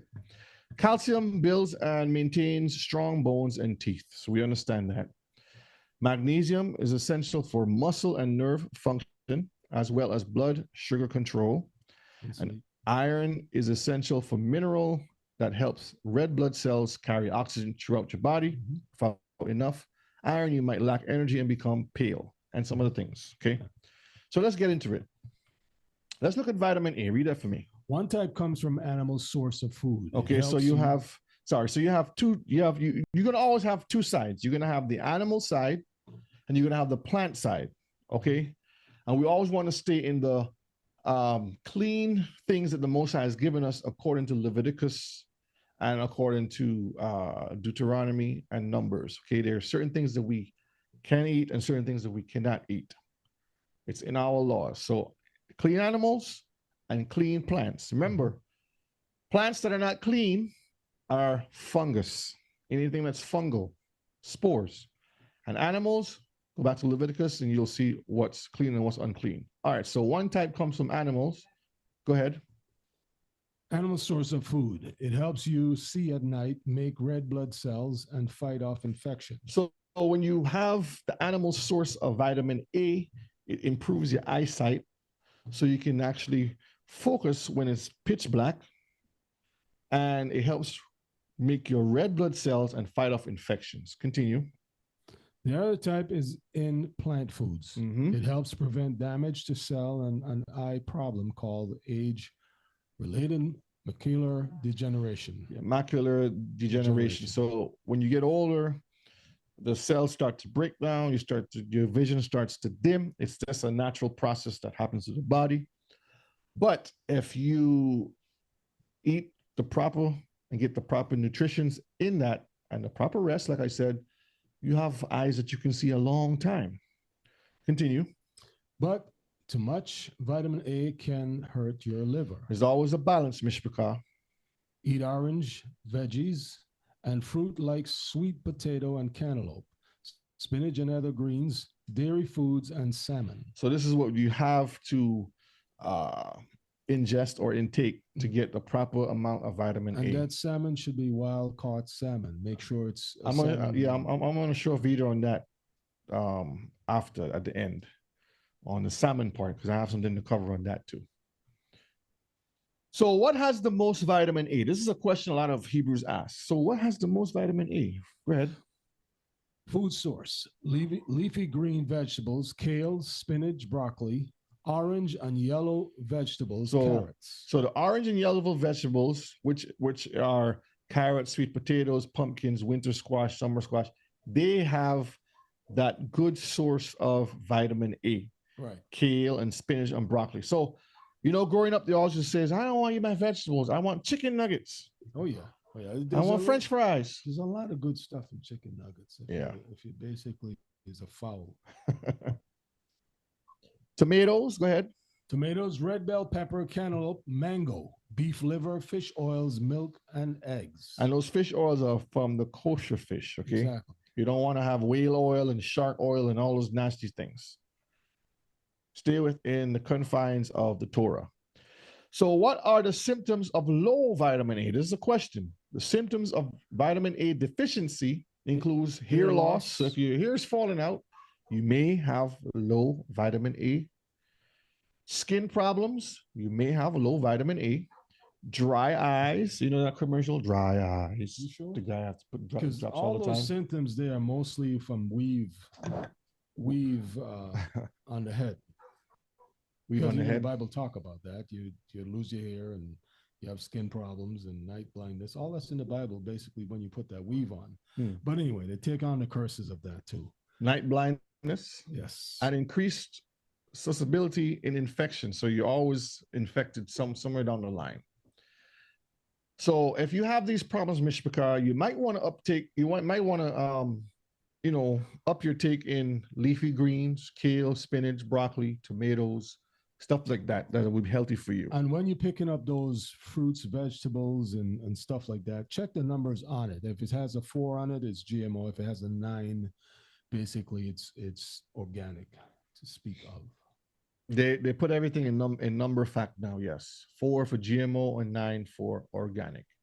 And organic will always cost a little more. Always. So you'll say, what's the difference? This is a banana is a banana. This banana is 10 cents a pound. This is 50 cents a pound. Yeah. Okay, there's a reason why it's 50 cents a pound. So which fruit is the king of vitamin A? It tells you mango. Mango. So if you like mangoes, you have some good vitamin A in your body. Yep. Papaya, plantains, and guava. And you want to plant that if you have property or shalom lifestyle. Even if you have an apartment, have a mango tree in your yard, in your apartment.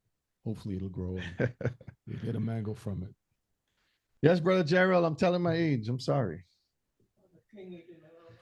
All right, vitamin B1 and thiamine.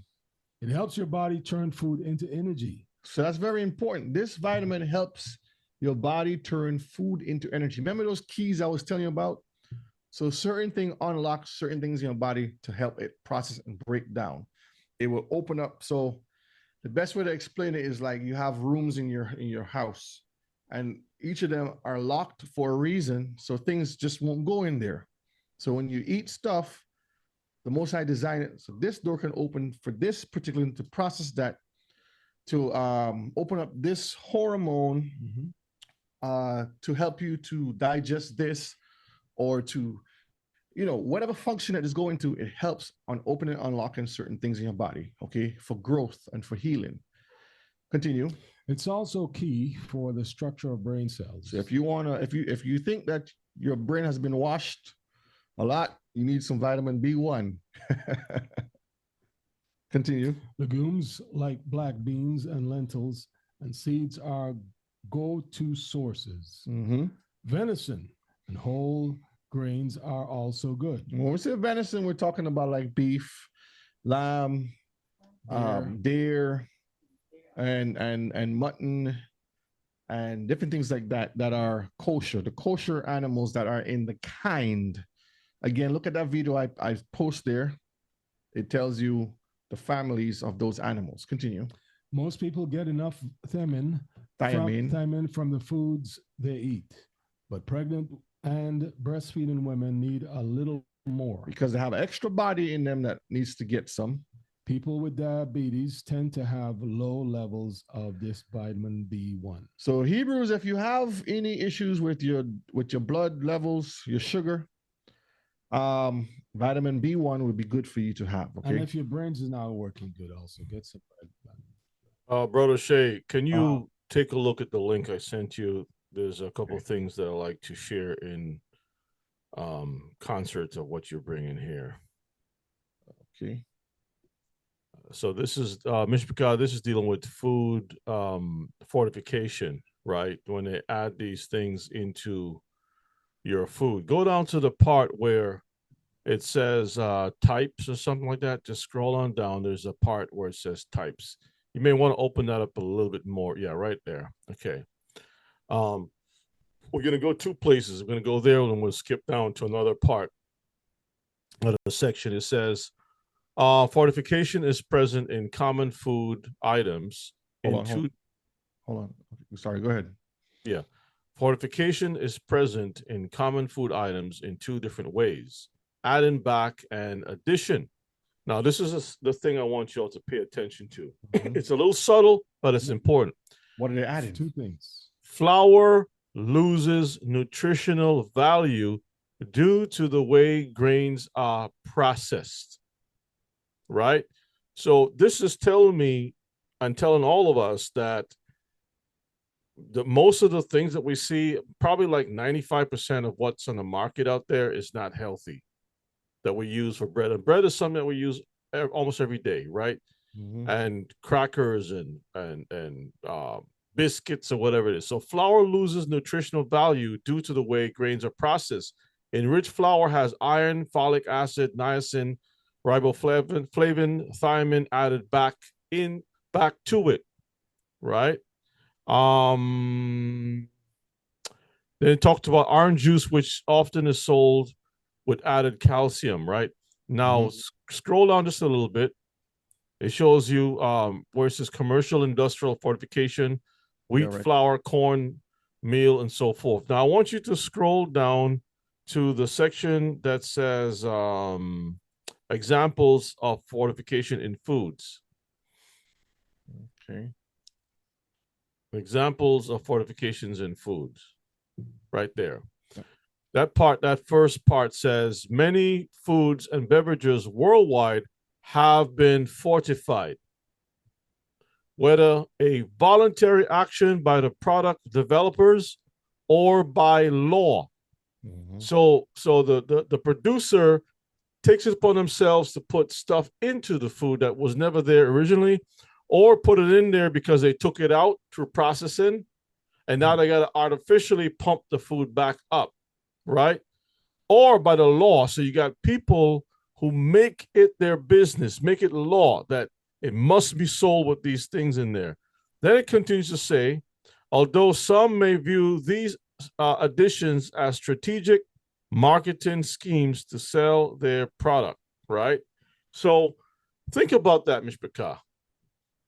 There hardly is anything out there that is just natural anymore. Because when you go back up, it tells you about part of the fortification is through breed and process. Yeah, this right up here, the bio. I didn't just pass it. Biofortification. When you go back to the types. Oh, yeah. Yeah, up here. Okay, and it talks about skim milk and those different things. So this stuff, this is madness.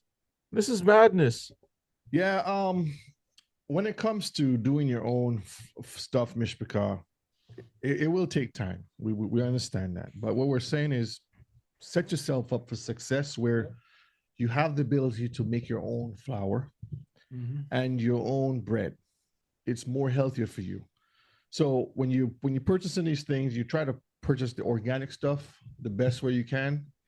And then when you set yourself up for success, meaning that you have your place set up where you can buy the actual grain and then you can mill it yourself and make your own flour. Again, it takes work. But if you want to be healthy, this is what you have to do. Anything else on this, Rebbe? No, that's it. Just you could probably put the link in the chat, but that's just something for us to really think about. If you read the whole article, you'll see the amount of junk, and a lot of this stuff came about. This whole vitamin thing came about the 1913s, 1948, around World War I, World War II. They started to mess around with farms and stuff, and they started to introduce, because remember during the World War II they came out with Spam. Yeah, that other meat, right? So that because of the war effort and whatever the case may be. And you know who the ones who was marketed Spam big time? Hawaii. Oh yeah. Yeah, they're cursed with that thing, man. Hawaii. And so now they have turned Spam into all kinds of stuff, man. That's the worst kind of food you can ever. Pineapple flavored Spam. All right, let's move on. So what has the most vitamin B1? Read that for me. Black beans.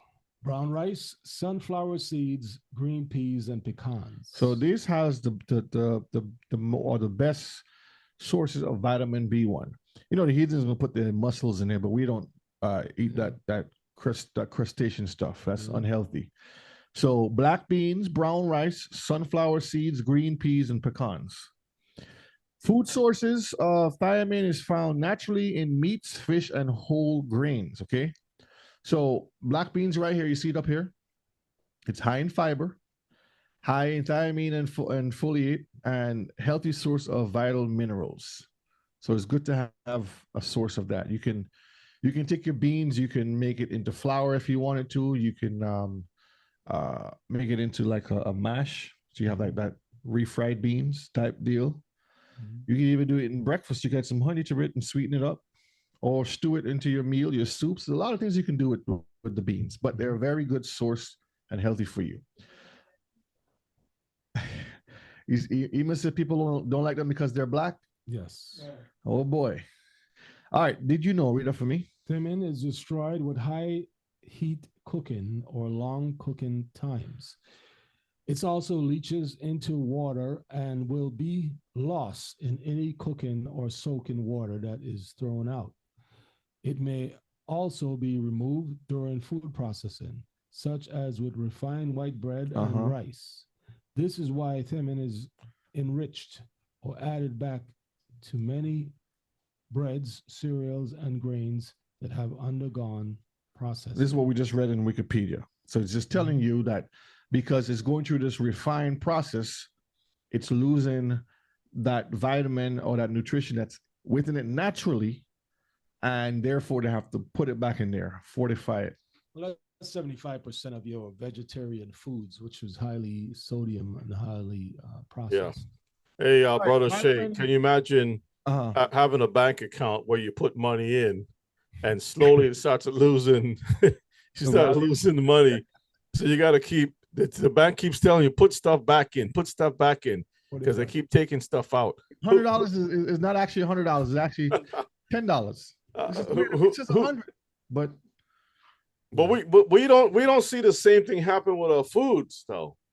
Well, if they think about it in the way that if you ever bought a new car, think of it the same way. As soon as you take it off the lot, it loses value. That means it's no good, because if our health is our wealth, right, and you're supposed to have these foods to give us good health and stuff, along with the word of the Most High, and the food that you put in your system is lacking and keeps losing. What does that say about our health? It's the same way with the word. When you're supposed to be going to a place to receive good nutrients of the word and it's lacking, what does it say about our spiritual health? The same thing. It all connects. Yeah. All right. Vitamin B2, riboflavin. You could get enough for the day from a good breakfast.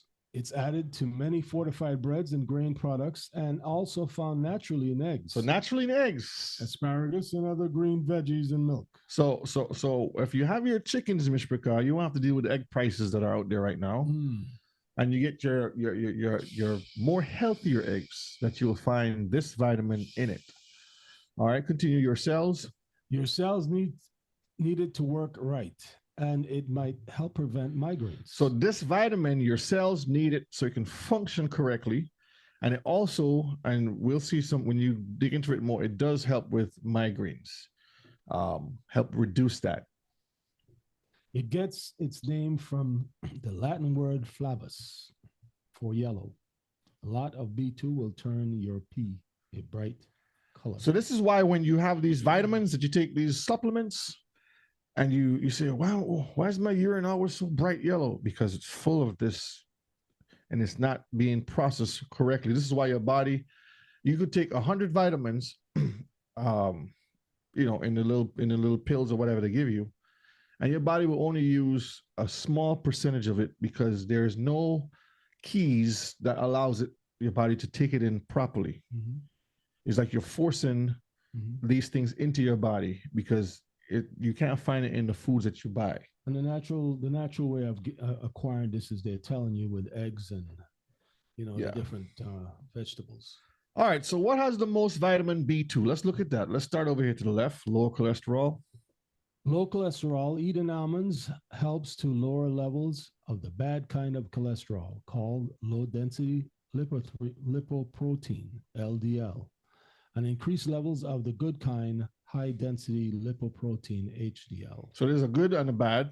Go ahead. Almonds also have anti-inflammatory properties to help protect you from heart disease. So sometimes you have a vegetable or fruit that has different properties or qualities that assist in certain things. And when you eat it, it allows this to unlock and open up and help you to digest and grease the wheels inside there properly. And if you really want a treat, just get some very nice chocolate coated almonds. Mr. Picard, that's a hint. Kiefer loves chocolate covered almonds. If y'all want to get Kiefer a gift, no, get him some chocolate covered almonds. This okay, shalom is good enough. All right.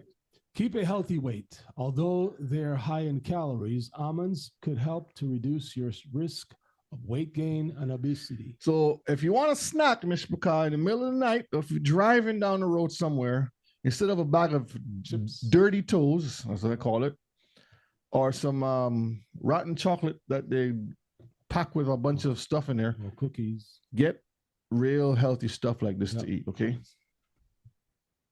Right, as long as you pay attention to portion size. The protein and fiber in the nut helps you feel full faster, so you can better control your calorie intake while still satisfying your hunger. You see, so some Hebrews going to have a little bag about this big. Like, in their mind, that's not enough. Yeah. They want a big bag, but the little bag, by the time you eat a couple of nuts, you're like, oh, I'm full. I feel good. Yeah. But they'll keep eating something. Right. And that's just the way we have brought up ourselves in this system. We train ourselves. We keep wanting to stuff. Mm-hmm. And it's something that we're all working on, okay? So again, which food is highest in vitamin B2? The best source of riboflavin include brewer's yeast. Brewer's yeast. So what is brewer's yeast? Read that for me right there. It's a source of B vitamins, which can be found in beer, wine, liquor, kombucha, fermented foods, and meats. That B vitamin and protein, it also contains chromium, which might help the body use insulin better and lower blood sugar levels. Brewer's yeast also seems to increase enzymes in the stomach and could relieve diarrhea and improve the body's defense against viral infections like the flu. So you don't need to go kombucha, take any Fauci flu or any of these things. You have to have the proper vitamins and nutritions in your body for it to naturally take its course. You see almonds, organ meats. So he's talking about like heart, the liver, that you can eat from the cow or the chicken or in the culinary world is offals, yeah. May I say something real quick? Also, go ahead. As you mentioned about the kombucha, what I've noticed lately, there's a rise in fermented foods like kombucha, even with the yogurts, and now you have these cookies that have these different things in it, right? And what so when we see these things, first of all, they're saying, well, this helps to promote good gut health, right? Digestive health. But see, we didn't have those problems years ago. Yeah. The reason why all of a sudden now you have to create this whole industry, this whole food and drink industry on gut health is because they have already destroyed. There's no health in your guts anymore. Whatever you're eating is not healthy for your guts anymore. So now you got to create these things here to make up the difference. Because, and another thing too is that all of us find ourselves at some point not really chewing and digesting our foods correctly because our saliva has certain enzymes that the stomach needs to help break certain things down. Yeah. And so because we live in an age of fast food and the style, this modern style or way of eating is actually very bad for our health. And so we have to kind of do a reset and to really teach our children to take their time, because growing up you hear chew your food properly. Most of the time we want to drink and eat. That's a bad habit that I had myself, right? And I'm trying my very best to break that habit. So you want to drink, you want to taste, these are the things that we have to do to improve our health, because look at the industry. If you watch the way the industry is going, it's telling you how bad food are today. The rise of all of these fermented stuff, even in the cookies, it's telling you that cookies is bad for you. Make everything from scratch, Mr. Picard. But it just shows you that when you actually have the things the correct way, you don't have to go through all of the other things that they make to substitute, because this happened. Now you're playing catch up. You're basically trying to fix the problem when you could just eat the thing naturally. That's why in part of our studies and in part of our feast days, we have bitter herbs, for these kind of things. And the Most High put it that way because he said, well, if you're not going to get it one way, I'm going to make sure you get it this way if you keep my feast days. Within those fermented foods, we could also look at something called kimchi. Kimchi is also a good source of fermented foods to eat. It also helps in the gut bile and different sources in your gut action, because today a lot of the foods are parasitic. You have to eat things that can help relieve you from those parasites that's in your stomach, which keeps you up at night,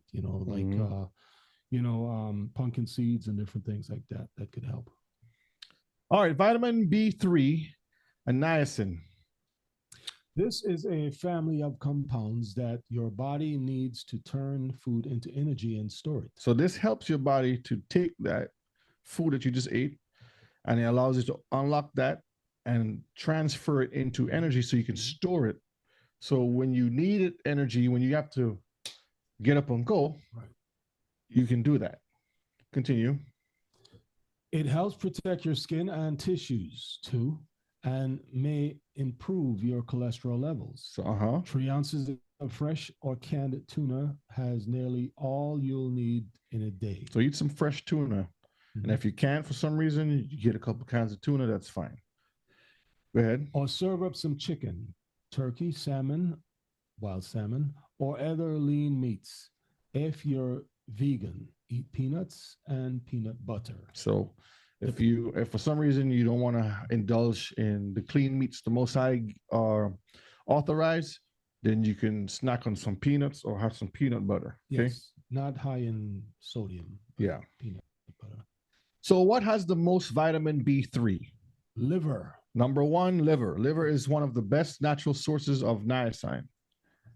A typical 3 ounce, 85 grams serving of cooked beef liver provides 14.7 milligrams of niacin, or 91% of the RDA for men, and more than 100% of the RDA for women. See, so again, based upon your sex, you need some more of something or you need some less of something.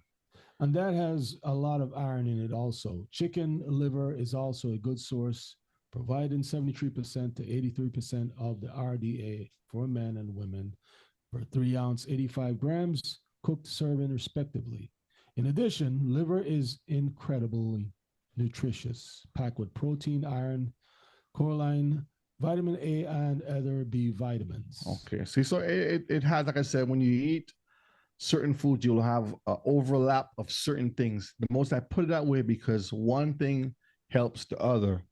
You just can't find all in one. Because if you can't eat it, and that's the beauty of all of this, if you can't eat it on land, there's it in the sea and also in the sky. Vitamin D also comes from the sky, the sunlight. Well, we didn't get there yet. Oh, yeah, we're in vitamin B3. Yeah. Okay. All right, corn. Corn is naturally high in niacin. But it is bound to carbohydrates, which makes it difficult for the human body to absorb. See? So you have certain things that you can't have. So continue. However, when corn is nixtamalized, a traditional process in tortilla, making where corn is treated with calcium hydroxide, cooked and grounded, the niacin become absorbable because of the calcium hydroxide treatment. So I put this here to show you a process that they do in order for you to have it this way. Mm-hmm. But you don't have to have it that way. This is just a process they do so your body can accept it. Now, there's other foods that you eat that your body would readily accept it without going through that process. Okay. So if you want to know what is niacin, niacin, also called vitamin B3, helps turn protein and fat and carbs from your food you eat into energy that your body can use. So it's just that component that the Most High put in these foods that help converts what you're eating into energy, the breakdown. And you can see salmon, chicken, brown rice, peanuts, sunflower, not the mushrooms, avocado, tuna, peanuts. Okay. All right. Vitamin B6. There's a lot of vitamin Bs. Enroll in more than 100 different reactions in your body. So this particular vitamin does a lot throughout the body. Some research has shown that vitamin B6 may help protect against memory loss. So Mishpachah, if you keep forgetting where your keys are, or you keep forgetting when the Shabbat is, or the law, statutes, and commandments, have a lot of vitamin B6. Go ahead. Colorectal cancer and PMS. It's found in many kinds of foods, including leafy and fruit and root vegetables, non-citrus fruits like bananas, avocados, and watermelon, legumes and fish, poultry, and lean meat. So this would help with memory loss, cancer in your colorectal, and PMS, which is the stuff that some of us go through. Men and women. It's found in many kinds of foods, and it tells you exactly where to find, which would help you to combat these problems that the body goes through naturally. Okay. So what has the most vitamin B6? Let's see, which foods is richest in vitamin B6? Good source. A good source of vitamin B6 is poultry, such as chicken or turkey, some fish, which is peanuts, soya beans, wheat germ, oats, and bananas. So you can have these things that are a good source of vitamin B6. There's this fruit over here called mami sapot. This is a fruit from the Asian area. That I haven't tried it, so I don't know. I wouldn't recommend using any soybeans unless it's fermented, because of the way it reacts to our system with the hormones and things of that nature. And you'll find soybean is actually almost in everything, like almost like the microplastics. Yeah, it's like a filler like corn. Yeah, plastics. And then you have a vegetable named dried pasilla peppers. This is it right over here. This is the peppers right here. You can find that in mostly like the Spanish restaurants. Spanish restaurants, yeah. All right, so vitamin B6 and health. Vitamin B6 has been widely studied for its role in disease prevention. The vitamin and supplements form shows the most promise for the treatment of pregnancy-induced nausea, but such use should only occur under the supervision of a physician. Adequate blood levels of B6 may be associated with lower risk of cancers compared to low blood levels. However, the use of separate B6 supplements apart from the RDA amounts in typical multivitamins preparation is inconclusive and not recommended. So get the natural stuff. Don't get the supplements, okay? Eat the natural fruits and vegetables and clean meats to get these vitamins. All right, vitamin B12. I hope everyone is doing well. Fish, red meat, hard-boiled eggs or apples, bananas, and blueberries are packed with B12. So B12, see where it says fish, red meat, hard-boiled eggs or apples, bananas, and blueberries. So these are good, very good sources of vitamin B12. Continue. Which helps your body break down food for energy. It keeps your body's blood and nerve cells healthy and helps make DNA, the genetic material in all of your cells. B12 also helps prevent megaloblastic anemia, a blood condition that make people tired and weak. So, Mr. Paka, if you're always tired and weak all the time, B12. You are low in vitamin B12. Fish or red meat will help. You need to get your vitamin B12 up. Yeah, don't take too much. I said everything is a balance. Everything is a balance. You don't want to just eat a bunch of one thing just because you're lacking it. It's a balance that you have, Now, a daily balance. when they say red meat, it means red meat to cook. Yes, it's not talking red about bloody that meat. You eat medium well and all this nonsense. Cook the food. Right. All right, so what has the most vitamin B12? Beef liver. So beef liver is good in vitamin B12. What fruits now? The fruits that they say that have it is apple, bananas, oranges, mangoes, strawberries, guava, avocado, pomegranate, kiwi, and blueberries. Apples rank first in vitamin B12 of the fruit list. So if you need some, if you don't want to have the beef liver, just grab some apples, okay? Apple a day. That's what it says. Apple a day, keep the doctor away. That's what they say. All right, vitamin B12 is an essential vitamin that helps with nerve function and brain function, including memory. So again, if you're getting forgetful, Mishpaka, have some vitamin B12. Eat an apple, have a mango, some beef liver, and Kifa make some good beef liver now. I gotta let the Mishpaka know, okay? All right, continue. B12 supports the growth and health of our red blood cells, and it helps with the formation of our DNA. So the structure of our bodies growing and developing when you have that. Continue. What has the most vitamin B12? An essential vitamin that helps with nerve function and brain function. This one, I read this one. Sorry, this is and the same it's thing. Low levels. It tells you that it helps with the fatigue problems and all those deficiencies. Fetus, putting the baby at increased risk of neural tube defects and low birth weight. So if you're pregnant, this is a very important vitamin to have because like I said, it helps with the creation of that DNA. Sleep problems. All of those things that the baby needs to develop, it puts those parts together. B12 also offers energy boosts. It's marketed in energy shots and drinks, but while a boost of vitamin B12 usually isn't harmful, there is no evidence to suggest it will give you a boost of energy. It's all vitamin B, all vitamin Bs will give you some sort of energy. But again, it's how it's introduced into the body and absorbed into the body. Vitamin C, all right? Despite the claims made by some over-the-counter remedies, it doesn't prevent colds. So, also you take those vitamin C tablets or whatever it is if you feel a little scratchy, go get some vitamin C. Yeah. That's not what it does. But once you have symptoms, drink orange or grapefruit juice to help yourself stay hydrated.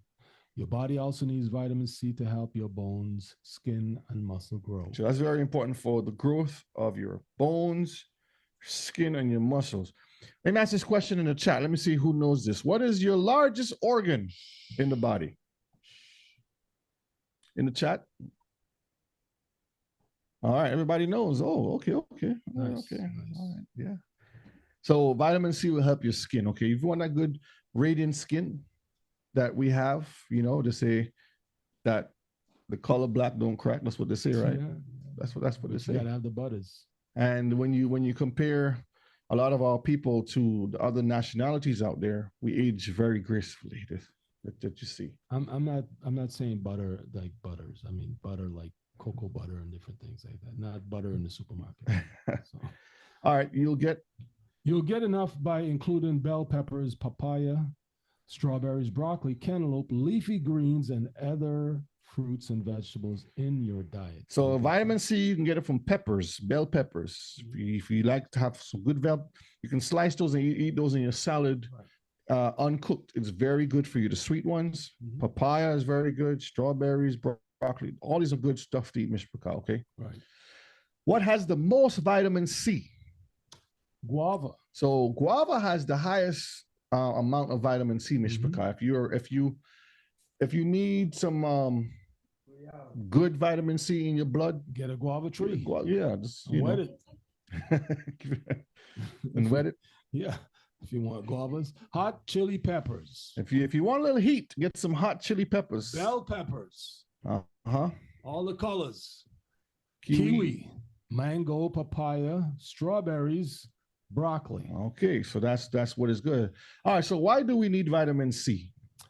Why do we need vitamin C? Is because you could get it from the foods. Well, it says the body does not create vitamin C, so you must get it from food.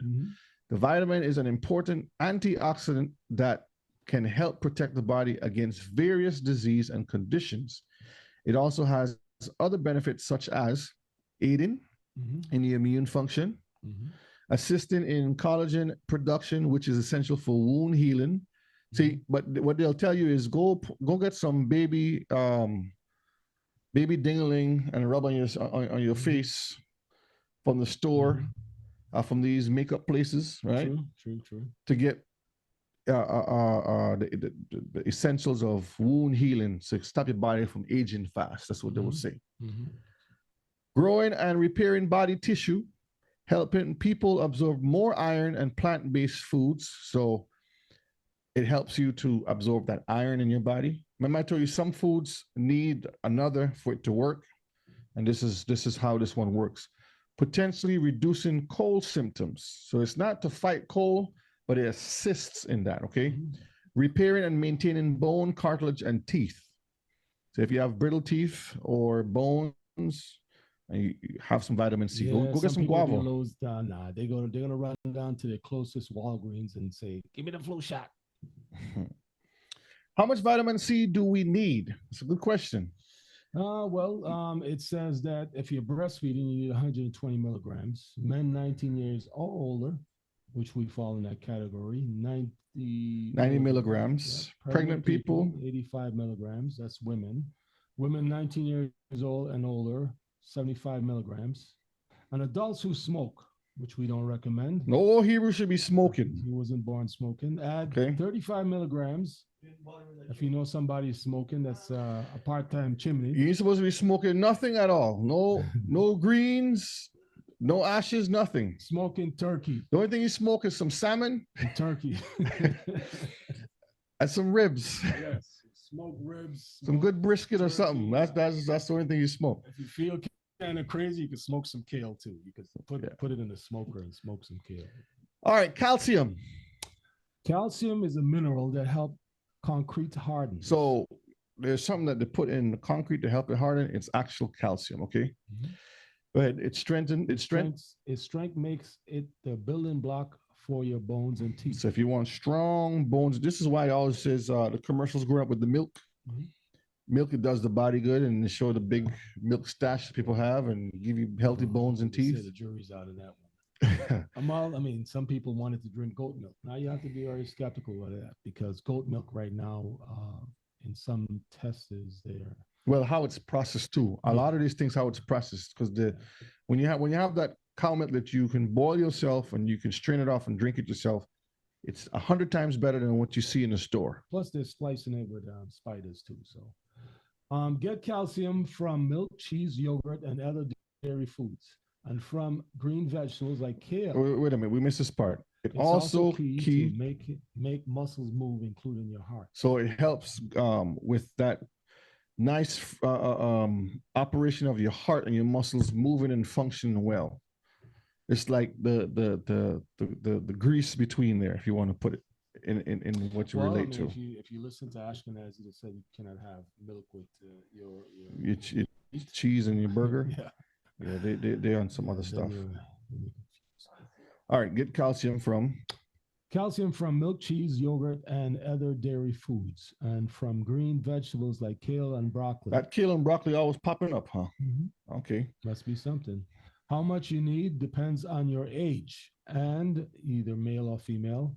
Check with your doctor about whether you should take a supplement. So you don't need no supplements, okay? But it's better to eat the food. They always got to put that in. They have to put it in there. All right. So what has the most calcium? Most calcium, the highest calcium source of calcium is milk, cheese, and other dairy foods. Green leafy vegetables such as curly kale, okra. Okra has some. I love okras. Oh yeah, okra tea. But not spinach. Spinach does not contain high levels of calcium, but the body cannot digest it all. Soya drinks with added calcium, which you have to be very Yeah, strict so we're not on. talking about no soya drink. Go ahead. Bread and anything made with fortified flour. Well, they'll put that in there Yeah. because it's extracted naturally. But over here to the picture, you see you have some type of nuts over here. You have hazelnuts, the fish. Uh-huh. You have Some your skills. grains, your peas, cheese, cabbage, legumes or beans, broccoli, Brussels sprouts, another type of grain. You have eggs.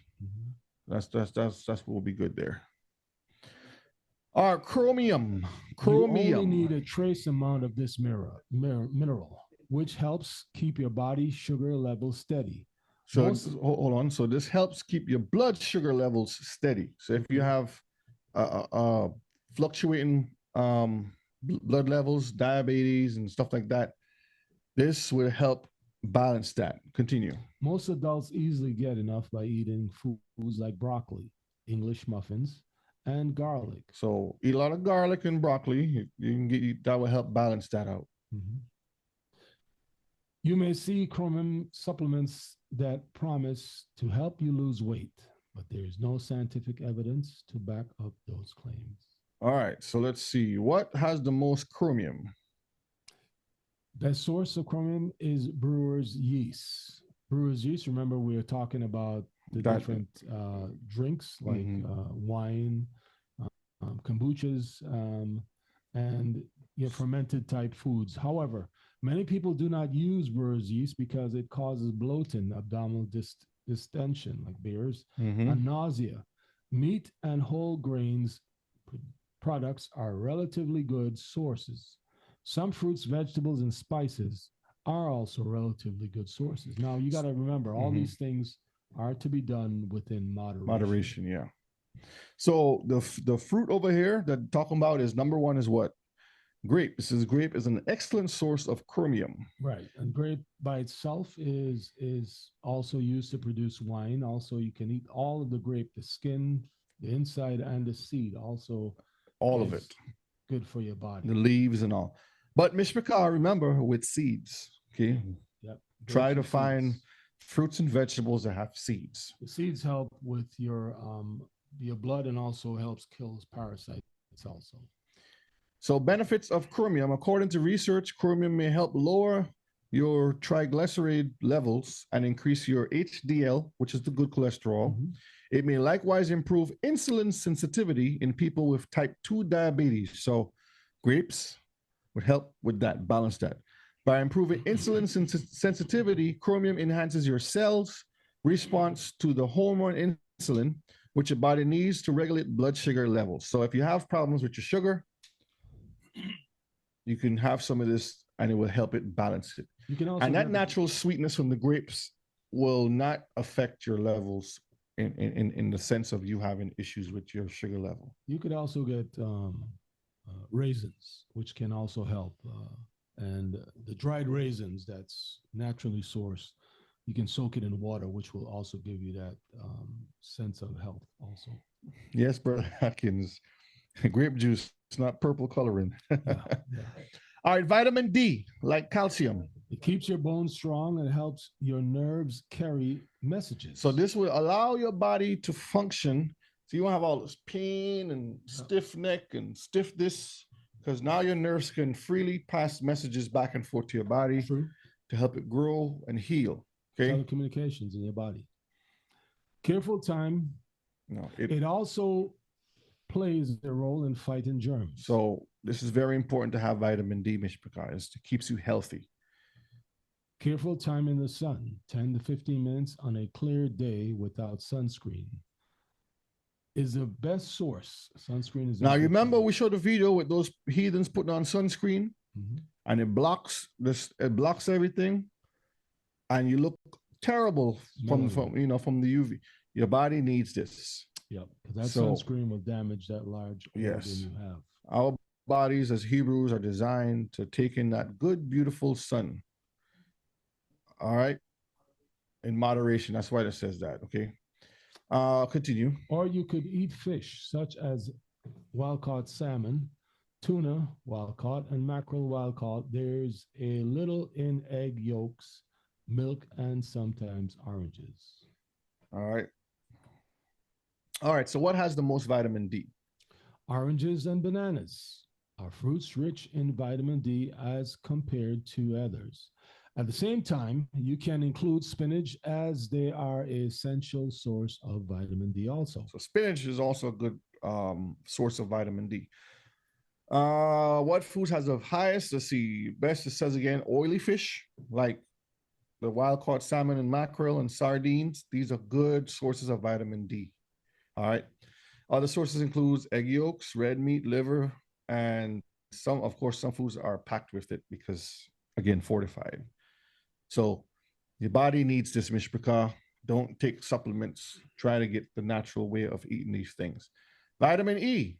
It's also called an antioxidant, which protects your cells from damage caused by carcinogens. So carcinogens is when you smoke or around people who smoke, cigarettes, pollution from the cars, a whole bunch of different things, burning garbage and all kinds of stuff. Vitamin E helps repair your cells from these things damaging it. Okay, continue. Vitamin E also helps your cells talk to each other and keeps the blood moving. Sunflower seeds and that nuts, good lubrication. Mm-hmm. Sunflower seeds and nuts including almonds, hazelnuts, and peanuts are a good source. If you're allergic to those, vegetable oils like safflower and sunflower, spinach and broccoli have vitamin E too. So if you have an allergic reaction to seeds and nuts, Mishpaka, because some people may have allergic reaction again, you can use spinach, broccoli, because they also have vitamin E too also, okay? So what has the most vitamin E? The richest source of vitamin E are cooking oils, is especially wheat germ oil. Just 1 tablespoon of wheat germ oil may provide around 135 of DRV. So olive oil is actually one of the best sources too. I didn't put it on here. And avocado oil, which you see right over here. Which fruit is very rich in vitamin E? Avocados. Avocados are one of the best sources of vitamin E from fruits. A medium-sized avocado contains around 2.7 milligrams of vitamin E. And you can buy the natural vitamin E, and you can rub it in your hair and your skin, and it's good for your skin and your hair and your nails. Folic acid. We're almost finished, Mishpaka. I know we're here. It's Saturday night, so hopefully nobody has to work tomorrow. For moms to be, it's a must. So folic acid is very important for women that are carrying child pregnant. It helps make DNA and prevents Spina bifida and other brain birth defects. Asparagus, Brussels sprouts, dark leafy greens, oranges, and orange juice and legumes, beans, peas, and lentils are rich in folic acid. Your doctor may want you to take a supplement or two. So lentils are very delicious, peas and beans, okay? Brussels sprouts, asparagus, dark leafy greens. These are good things to have in your diet if you are carrying child or plan to have children. For the sisters, this is something very, very good to have, okay? What has the most folic acid?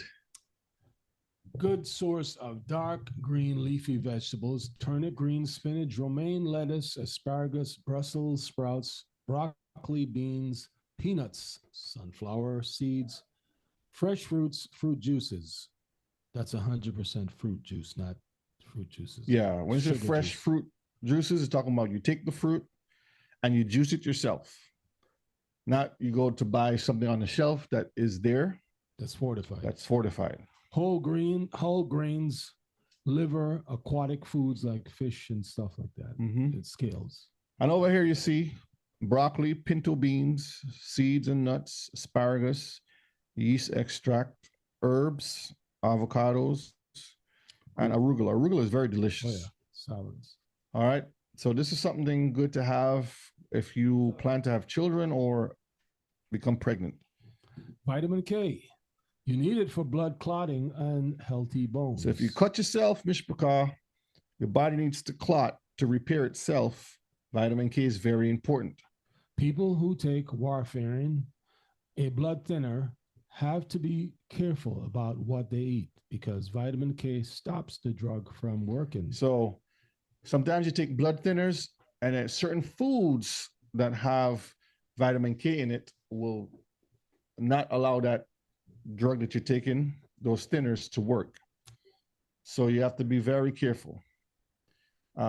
A serving of leafy greens. Serving of leafy greens like spinach, kale, or broccoli will give you more than enough K for the day. All right. So what has the most vitamin K? Green leafy vegetables such as kale, collard greens, broccoli.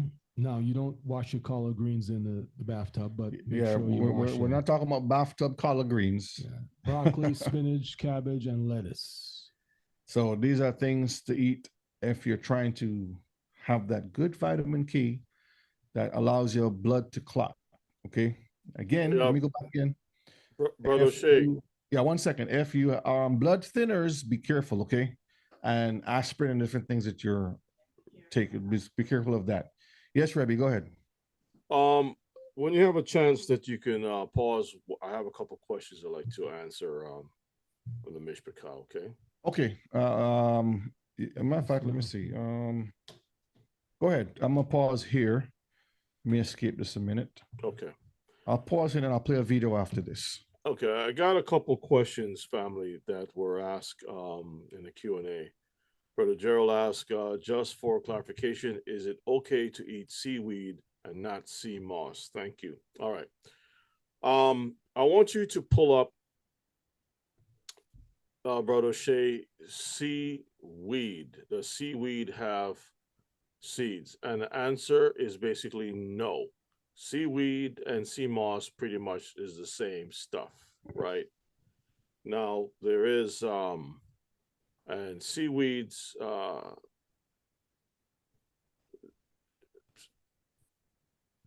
seaweed, those types of stuff produces spores. Okay, you can just type in the question, does seaweed have seeds?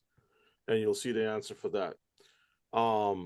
So there are different types of the seaweed and so forth, and both the moss and the seaweed produces spores. Nor do they produce seeds or flowers. Okay, there is something called seagrass. Yes. Seagrass have roots, and you can type in seagrass. Kelp. I'm trying to remember which one it is, because you can type in, does kelp have seeds? Does kelp have seeds? They don't have seeds. They don't have seeds either. But Yeah. seagrass. Okay, I just looking at my seagrasses have roots, stems, and leaves.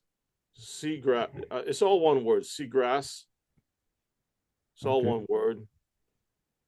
Okay, they have leaves, flowers, seeds, roots, and so forth. But I'm not sure if people eat that stuff. But here's what I want us to do first and foremost, right? Because I know many of us have been brought up drinking sea moss, not really fully understanding how this thing is. And sea moss, of course, has certain vitamins and other things of that nature. But it does its life cycle is based on spores. It's not based on seeds. Okay, so go to the book of Genesis, chapter 1, verses 29.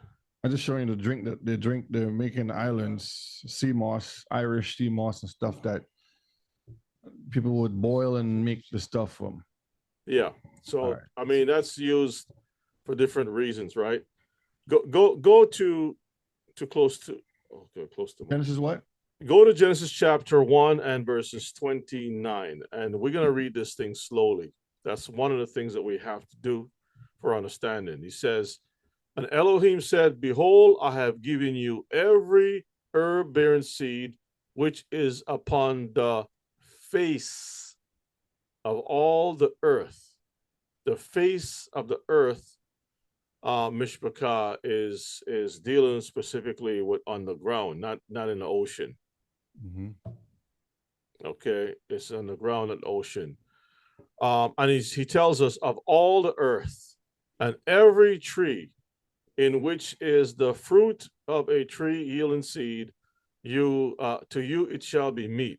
Okay, face of the earth. So keep that in mind when we're talking about that. I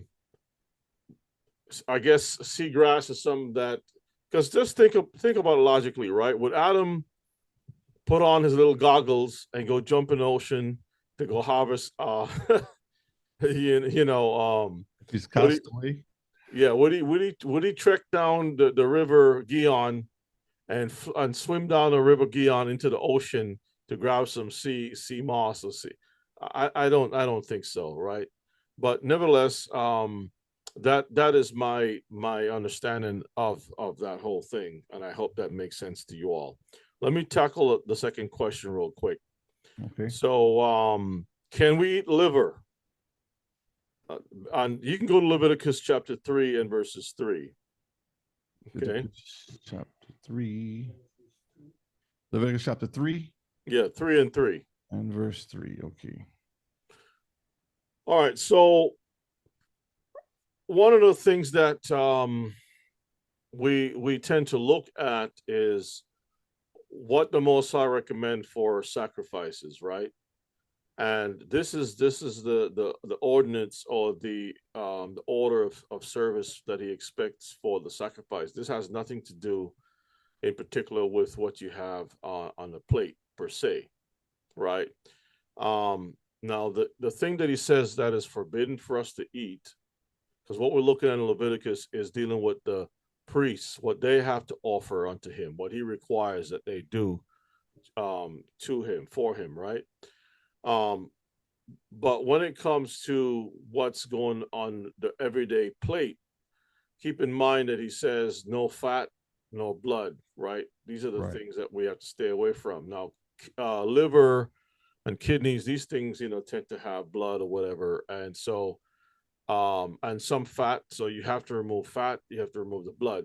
I, in particular, don't mess around too much with that stuff. It's not something that, but is it forbidden per se? Well, let us go to Exodus chapter 12 and verses 9. We'll probably start at verses 8 or so. Do you want to come up to this one after? No, we don't have to, because that will require me picking apart things, and that's going to eat into your time. So Exodus 12, and we're going to go to chapter 12, verses 8. Let's start at verses 8. Okay, and if you look higher up, it speaks about a lamb or a goat for Passover, right? Yeah. Okay, and let's see what it says. Verse 8, and they shall eat the flesh in that night, roast with fire, and unleavened bread with bitter herbs, they shall eat it. Verses 9 is interesting. It says, eat not of it raw, nor sodden at all with water, but roast with fire, and look carefully, it says, his head with his legs and with the pertinence thereof. Yeah. If you have to look that word pertinence in different versions, that word pertinence is dealing with the innards, yeah, the inner organs and stuff like that. Okay, internal organs. All right, so keep that in mind. So is it forbidden to eat? No, it's not forbidden to eat, as long as everything is processed the way the Most High asks us to process it, right? But I don't really fancy that thing per se. So just keep that in mind. That will be a personal preference for you. On the list with a giraffe, right? Yeah, the giraffe is one of those things, again, that we don't really think about. And we don't think that it's kosher to eat, but it is kosher because it does chew the cud and it has cloven feet. The problem is that the rabbis said, leave the thing alone because they don't know where to cut the neck. If it's right by the head itself up here or down at the chest, lower down. So it says, you know what? Just leave the thing alone. Let it run around. You just look at how the lion, where the lion grab is where you cut it, basically. Because they have to suffocate it right there. Yeah. So I I am not in particular, when it comes to those types of things, like the livers and that kind of stuff. I don't like to really eat things that is utilized to process, but it does have a lot of iron, and you'd be surprised that even when you take some of your iron medication, it does contain the liver of cows. Okay, beef liver. There are some Yeah, iron. make sure it's beef liver though. Yeah, it'll say beef liver on it. There's some iron supplements that people buy, liquid form, and they drink that thing when if the iron is really low, and it'll give you a quick boost. But so just keep that in mind. So another question, let's see. So Herbie, are you saying we can't eat sea moss for health value or seaweed?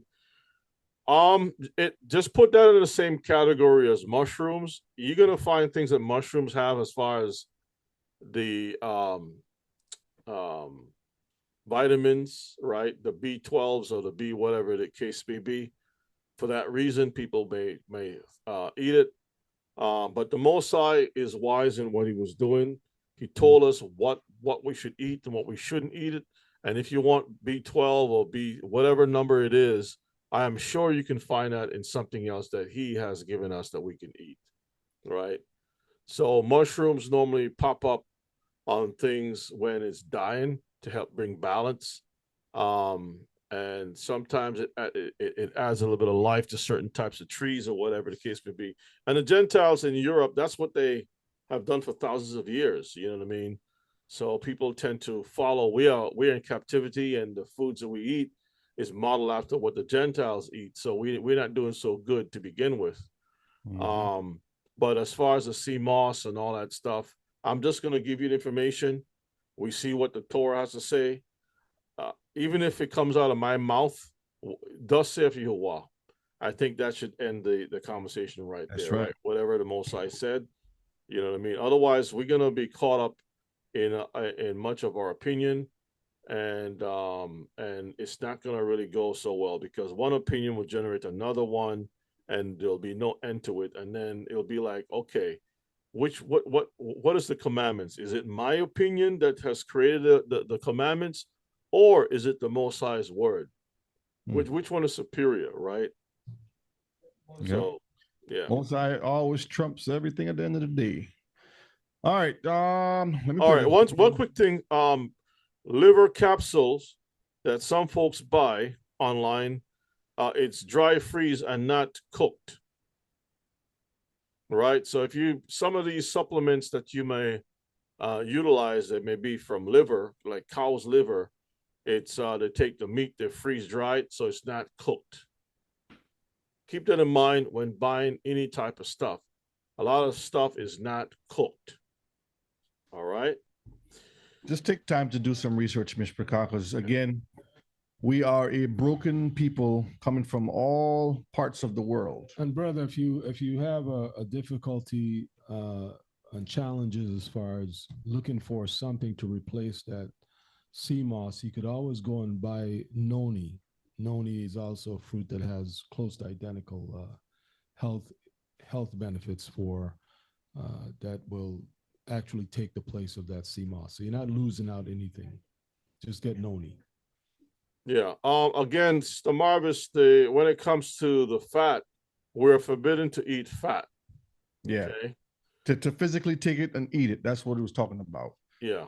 But if you're gonna if you're like roasting over the fire and stuff, that burns off and allows the meat to cook properly. Yeah, that eating fat thing is more of a Hamite trait. So. They do that stuff. Of eating fat. So blood and fat. Yeah. All right, let's look at this video. You want to send Ella? You want to send email?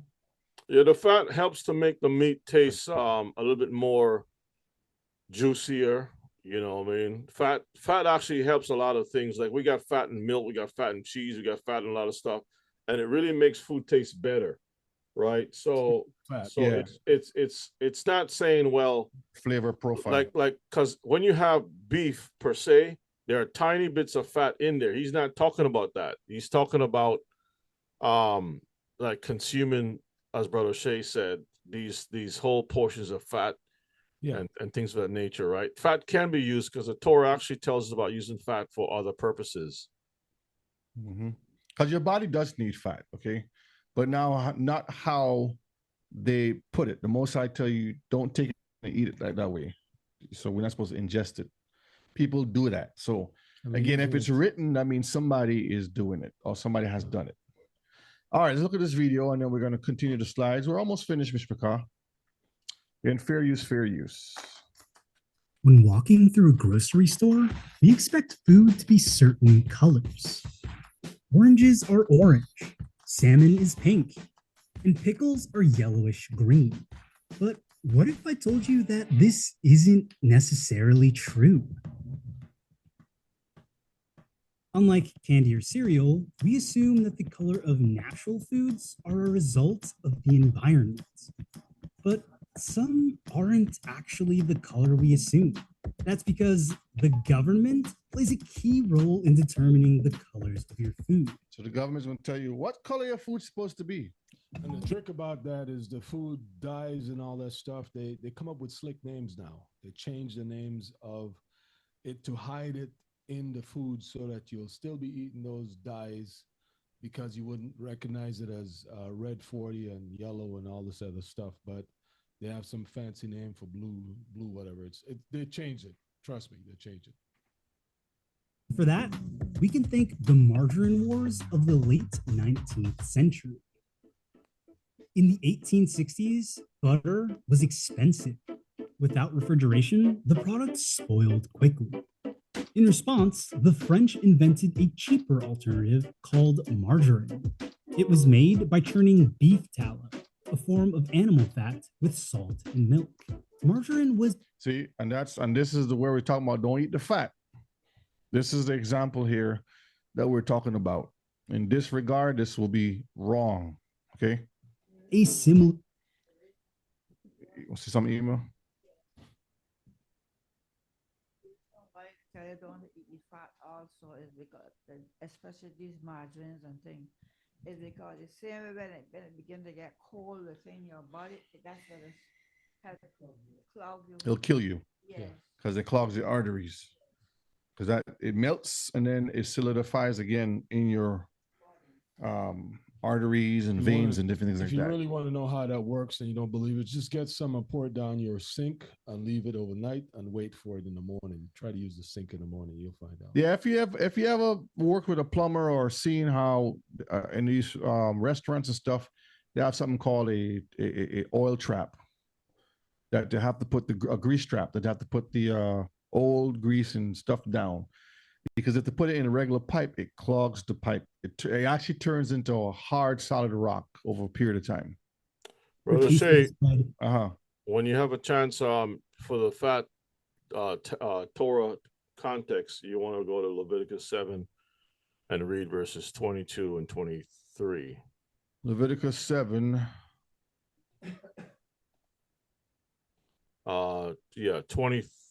23 and 24. All right. Speak unto the children of Israel, saying, Ye shall eat no manner of fat of ox or sheep or of goat, and the fat of the beast that dieth of itself, and the fat of that which is torn with beasts, may be used in any other use. See, so any other use, go ahead. But ye shall in no wise eat of it. So you can use tallow in a lot of different things. Yes. We use soaps and other things we use, whatever, frying, cooking, whatever it is. But as far as to eat it just like how it is, because people literally eat it. Fat and start eating it. No. Like how we see this butter right here this imitation butter they call margarine. You get it on your food and you see a big piece of fat on your food with your plate of food. I don't know if you order oxtails or something, cut that fat off and throw it away. Don't eat it. Well, the hamburger meat part that they add the fat back into it, when it cooks down, it melts away and it goes away. Yeah. It's not in the form where you're eating it. That's another thing I don't mess with, hamburger meat, because you don't know what's in it. I would rather grind your own meat. I had a discussion with Brother Yuda the other day about that, and you better off just getting a piece of meat from your local place, grind it yourself, Get a meat and grinder. make yourself a burger. You don't know what's in the burgers out there. If you're eating man, rat, dog, cat, and pig, you don't know what you're eating. The problem with the processing of cooking, I think, is we have to analyze that and compare that the way that we cook today versus in the old times. Right. Most people cook on open fires so that the fat naturally drains away. Like the George Foreman grill was designed to drain the fat away from the beef, because Right. you got bits, you may have fat within all things, right? Even within milk. But when you cook the meat a certain way, it drains that thing away. And that is mainly for health reasons. The Most High don't want us to, like Emo was talking about, and like you mentioned about clogging things up. I mean, that's based on health, just simple health. But fat is pretty much in almost everything. Yeah, even plants have their own type of fat also. Yes, Elder. Yeah, I always looking at the grind meat, the grind beef. In that the thing in the store, they take all the ends. I know about it because once I know about that because this is something that I see they do. All the ends of the fat, the meat, all kind of things, meat, whatever it is, they put them together and they grind it, and they sell it as grind beef, grind meat. Yep. Yeah, they get. I see it already with my eyes. Yeah. So that's why I said people that looking for good health should not buy any hamburger meat. Grind it yourself. Yep. Yes, again, it's a process. Learn to do things yourself. And it's not going to happen overnight. Yeah. You know, it's a process. Know where your stuff is coming from. You'll have a better outcome of what you're taking in your body. All right, let's finish this video. But was less expensive and took longer to spoil. But unlike butter, margarine was white, the color of lard. So manufacturers added a yellow dye in order to appeal to consumers' palates conditioned by the color of butter. By the 1870s, margarine was flying off American shelves. Meanwhile, butter sales were falling. So the American dairy industry launched a propaganda campaign against margarine. The campaign published articles citing the use of dangerous ingredients and used obscene cartoons depicting the wretched conditions of factories. In 1886, the government passed the Oleomargarine Act to appease butter manufacturers. It permitted the coloring of margarine, but aimed to restrict sales by adding a 2-cent tax per pound, whether it was colored or not.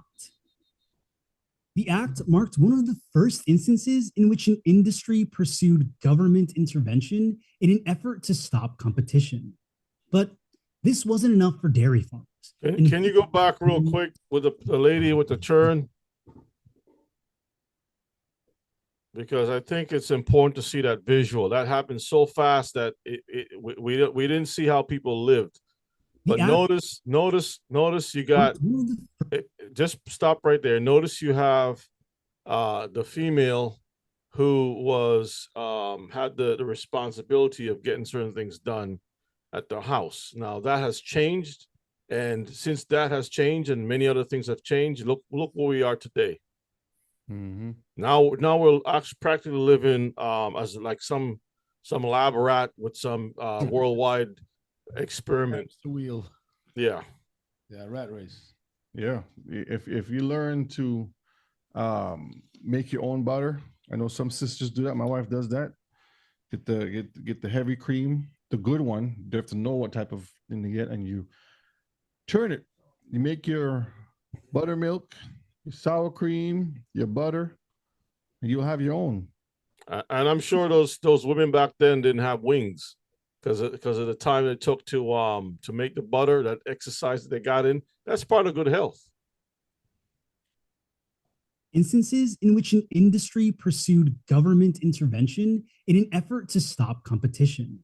But this wasn't enough for dairy farmers, and they continued to seek government legislation. By the end of the century, 26 states had enacted anti-color laws that completely prohibited the coloring of margarine. Some states went as far as making manufacturers dye margarine pink so that consumers could discern the difference in products. In 1902, the federal government took it a step further and added a 10-cent tax on artificially dyed margarine, while the tax on naturally colored was reduced to a. That's back then when there was fighting, fighting for good food versus bad food. Now, that's out the window. Ain't nobody fighting for that. Quarter of a cent. In order to avoid the tax, margarine producers started using vegetable oil as a natural dye and even sold color capsules along with the white margarine so that consumers could color it at home. The margarine wars were coming to a close, but the war on food dye was just beginning. In 1906, the Food and Drugs Act banned the use of harmful coloring without labeling to conceal damage or inferiority. The government certified 7 colors for food use, not only because they were considered harmless, but because they were heavily used. Now, yes, these are all harmless, but they are harmful, very harmful at the same time. We'll see those same words coming back right now since it changed it. Yeah, they changed these words and call it something else. But these two at the bottom is back with the blue and the green. And the green. Those are the names they use now. They just switch it back. However, the use of them was not required. Manufacturers could still use uncertified colors as long as they were labeled in the ingredients. So let me pull this up real quick here to show you those colors. Here. Which one do you want? This one here? I'll trim. Pull them all trim. Okay. So this is bigger. See the names. The red 40 is now Allura Red. The blue, as we talked about, is indigotine. Indigotine. Yeah, the other one. Indigotine. Yes. Brilliant blue. All right, let me pull up this one over here. Yeah, raise that. This is open in preview. Let's see if you see it better. Let's make it bigger. That's choppy. So especially chewing gum. Chewing gum got so much stuff in there. Let's see this one here. So much stuff. You gotta get the better pictures. But yeah, see, brilliant blue, indigonite, fast green, erythricine, allura red, tartazine, sunset yellow. Yeah. It's like going to Home Depot or Lowe's and picking out some paint colors. Yeah. What do you want in your food? All right. And American consumers still bought them. If we didn't use coloring, our food products would look a lot different than they look. It may affect people's decision whether to buy a food product or not. But in addition to that, colors can also be used as a way to enhance flavoring or more. The most I put natural colors in there for us, but we want to go a step further. Importantly, to enhance freshness. What we see on our plate determines how we taste. During one study by the British researcher J.C. Wheatley in the 1970s, participants ate steak and fries in a dark room. Subjects stated the food tasted normal. Who wants to be a part of this experiment? Eat food in the dark and then put the lights on and then you see something else. But midway through the meal, scientists turned on the lights to reveal that the steak was dyed blue and the fries green. Many participants became ill or lost their appetite. That's like that green eggs and ham, a Dr. Seuss meal. Yeah. Merely at the sight. The experiment showed how our brains can alter the taste of food depending on our perception of color. In the early 1900s, the USDA began setting grade standards for the external appearances of certain foods. For example, no more than 4% of peas in a can of canned peas could be discolored. And see, so they'll say, we'll allow some rotten stuff to go in there, this small percentage, but being a clean people, a clean nation, holy, we take all those bad things out and only allow clean stuff to go in there. But the heathens say it's okay to have 4%, 8% of poison or dirty or old or rotten stuff in your food. See? In order for apples to be graded as US extra fancy, they must be colored 50% striped or partially red. These grading standards determine the quality of food based solely on appearance. But throughout this time, journalists continued to uncover more harmful properties associated with dyes and ingredients used. See right there, the eyelashes. This is a manufacturer's version of the effect of this aniline eyelash dye, and it before and after. See, Total blindness. People crazy. Man. You know, a lot of our people back in the day used to dye their. We talk about this in another class, but just real quick, used to dye their hair, and then when people end up having issues with their brains and stuff, the dye seep through into your tissue and cause all types of issues, health problems. Food, drug, and cosmetic products. Then, in 1937, disaster struck. A Tennessee drug company began advertising the benefits of a new drug to treat infections. But the product was untested and was found to have toxic ingredients after over 100 patients died. The newly created FDA quickly enacted the Food, Drug, and Cosmetics Act. And unlike the 1906 law, because cosmetics is the same thing as food, it's just you eating through your skin. Your mouth, you put the food, the cosmetics you put on your skin. So everything you put on your skin absorbs and goes right into your bloodstream, into your pores. So it's like you're eating the same thing. Okay. Some of those things have fetus tissue in it also. So yeah, you have to be careful what you're putting on your skin too. Only the use of certified dyes would be permitted by law. Regulations continued to strengthen, and the list of certified colors was frequently updated due to safety concerns. There are 9 certified colors that are approved for use in the United States. Pause it a minute. See right here? 9 certified colors. But truly, we should not have none of these in our bodies because they're not natural. In other words, the rule of thumb is if it's not natural, we shouldn't ingest or use it. Okay? And the FDA has a chart with those 9 colors. And these colors are prominent across the food industry, even in foods you may not expect. When you think about the color of typical pickles in a jar, you probably picture a bright yellow-green color like these. Although pickles are naturally green, this bright hue is the result of food dye. Yellow dye number 5 and 6. This dye keeps skin from fading while on shelves. Uncolored pickles, on the other hand, are much less vibrant and look like this. So that one with Mount Olive, one on the right, that one is supposed to be holy, the holy, kosher dill. That's dyed up. Yes, the one that says organic is the one that you should have. Organic. So if you want to get pickles, you get the one that's organic. Okay, so we have to buy some special pickles for somebody here. So all the time we having a little pickles. It's all fluorescent stuff. We're having, huh? Yeah, it's like drinking car coolant. You know, Brother Shay, I remember when I was a child, we when we moved through New England and we went to the hay markets and stuff like that. You can smell the fruit.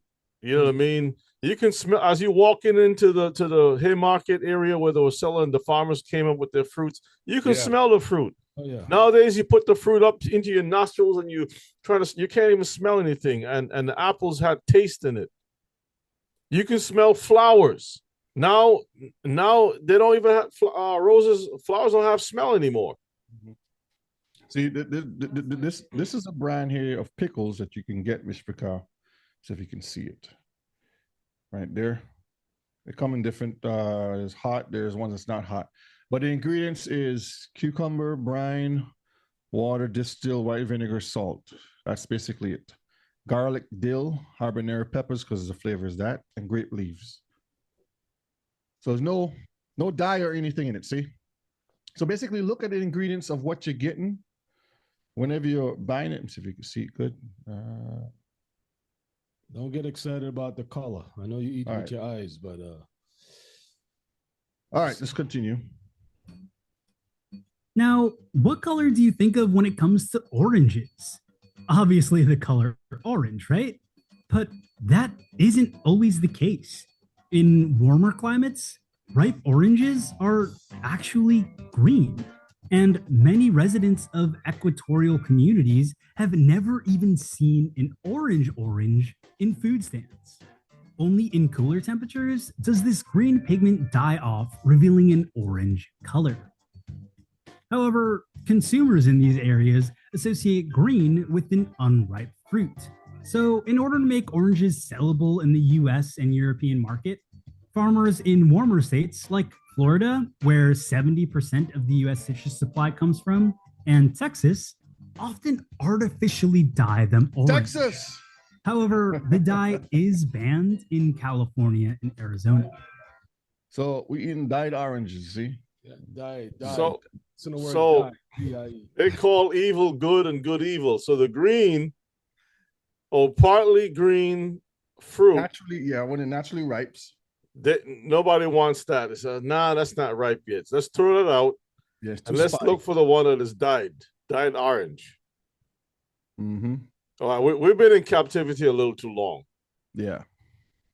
We've been in captivity a Salmon little too is long. another unsuspecting food that relies on This is what Kiefer was talking about here. dyes to make sales. Unlike wild salmon that is naturally pink, farm-raised salmon is naturally green. Look at that, Mishbika. Yeah, look like a snake. This is farmed raised salmon. Don't eat that stuff. Just like tilapia and swahi and bahi. Anything farm raised. And let me explain the reason. Let me explain the farm raised, the good and the bad. If you're doing it yourself, meaning that you have an enclosed area and you know what you're feeding your fish, and it's flowing. And it's flowing. That's something different. These people don't do that. They feed it with all kinds of unclean things, corn and pellets and corn and all kinds of stuff. Dog So food. yeah, and dog food and cat food, all kinds of stuff to feed the stuff. And these fish turn out to be like this. Mm-hmm. So they're not being fed what they're supposed to be fed. Yeah, So when you see farm raised, this is what they're doing, feeding it pellets. Flags. And a lot of times it's overpopulated. It's like the water is not really clean. So it's best to get wild caught stuff. Okay, go catch it yourself. In other words, Hebrews don't like to do anything physical. This is the key about actually, sweat equity, doing something yourself and really seeing the process of what is happening with it. It's just like beef. I mean, grass-fed beef may mean the cows are out there eating grass, but sometimes a grass-fed beef may mean they're dumping the grass in the cow's head. Yeah. So you have to know exactly where you're getting these sources are and what you're really dealing with. Back to the video. Yep. Yes, Ema. Sluices. I'll do it another because for time's sake, we already past the time, but I'm just going to finish this video here. Right. The meat from wild salmon is pink because their diet consists of naturally pigmenting compounds from krill and shrimp. But farmed salmon are fed food pellets with astaxanthin, the FDA-approved dye, in order to turn them pink. This is because consumers have been shown to prefer darker shades of pink and will pay up to $1 more. And that's very true because catching wild salmon and trout and stuff, the meat is beautiful and tastes totally different versus the ones that you get from the farm raised. So anything farm raised is suspect, Mishpaka. Stay away from that. Try and get things that are a wild caught. Okay. Yes. Per pound for a darker color compared to lighter hues. Fish is a huge problem when it comes to deception. You've got fish that's caught in Alaska, for example, sent to Asia for manipulation, sent back to Alaska, and then sent to. See, so to catch the fish here, Then they send it to an Asian country to get contaminated, and then they bring it back to sell it to you, and then they'll stamp made in America. And you don't know if they're switching out that fish that they catch in Alaska and giving you the farm-raised one. Because they have shown documentaries, and there's plenty out there, I'm sure some of y'all have seen it, where they would swap it and give you other fish. So you think you're getting tuna, you're getting dolphin. Yep. You think you're getting this, you're getting something else. Grouper, you're getting the Swahili. Yeah. States for consumption in sushi bars. See, that is Some sashimi wheat right breads, cheeses, and others contain dyes as well. By regulating this kind of food coloring or the use of food dyes, government is trying to protect people's health by stopping the introduction of harmful substances.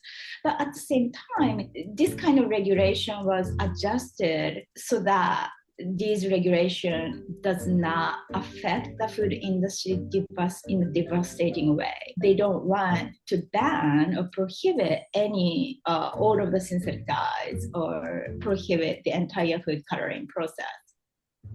Today, some companies are experimenting by slowly removing synthetic dyes from foods. Instead, they're moving towards the less vibrant natural dyes.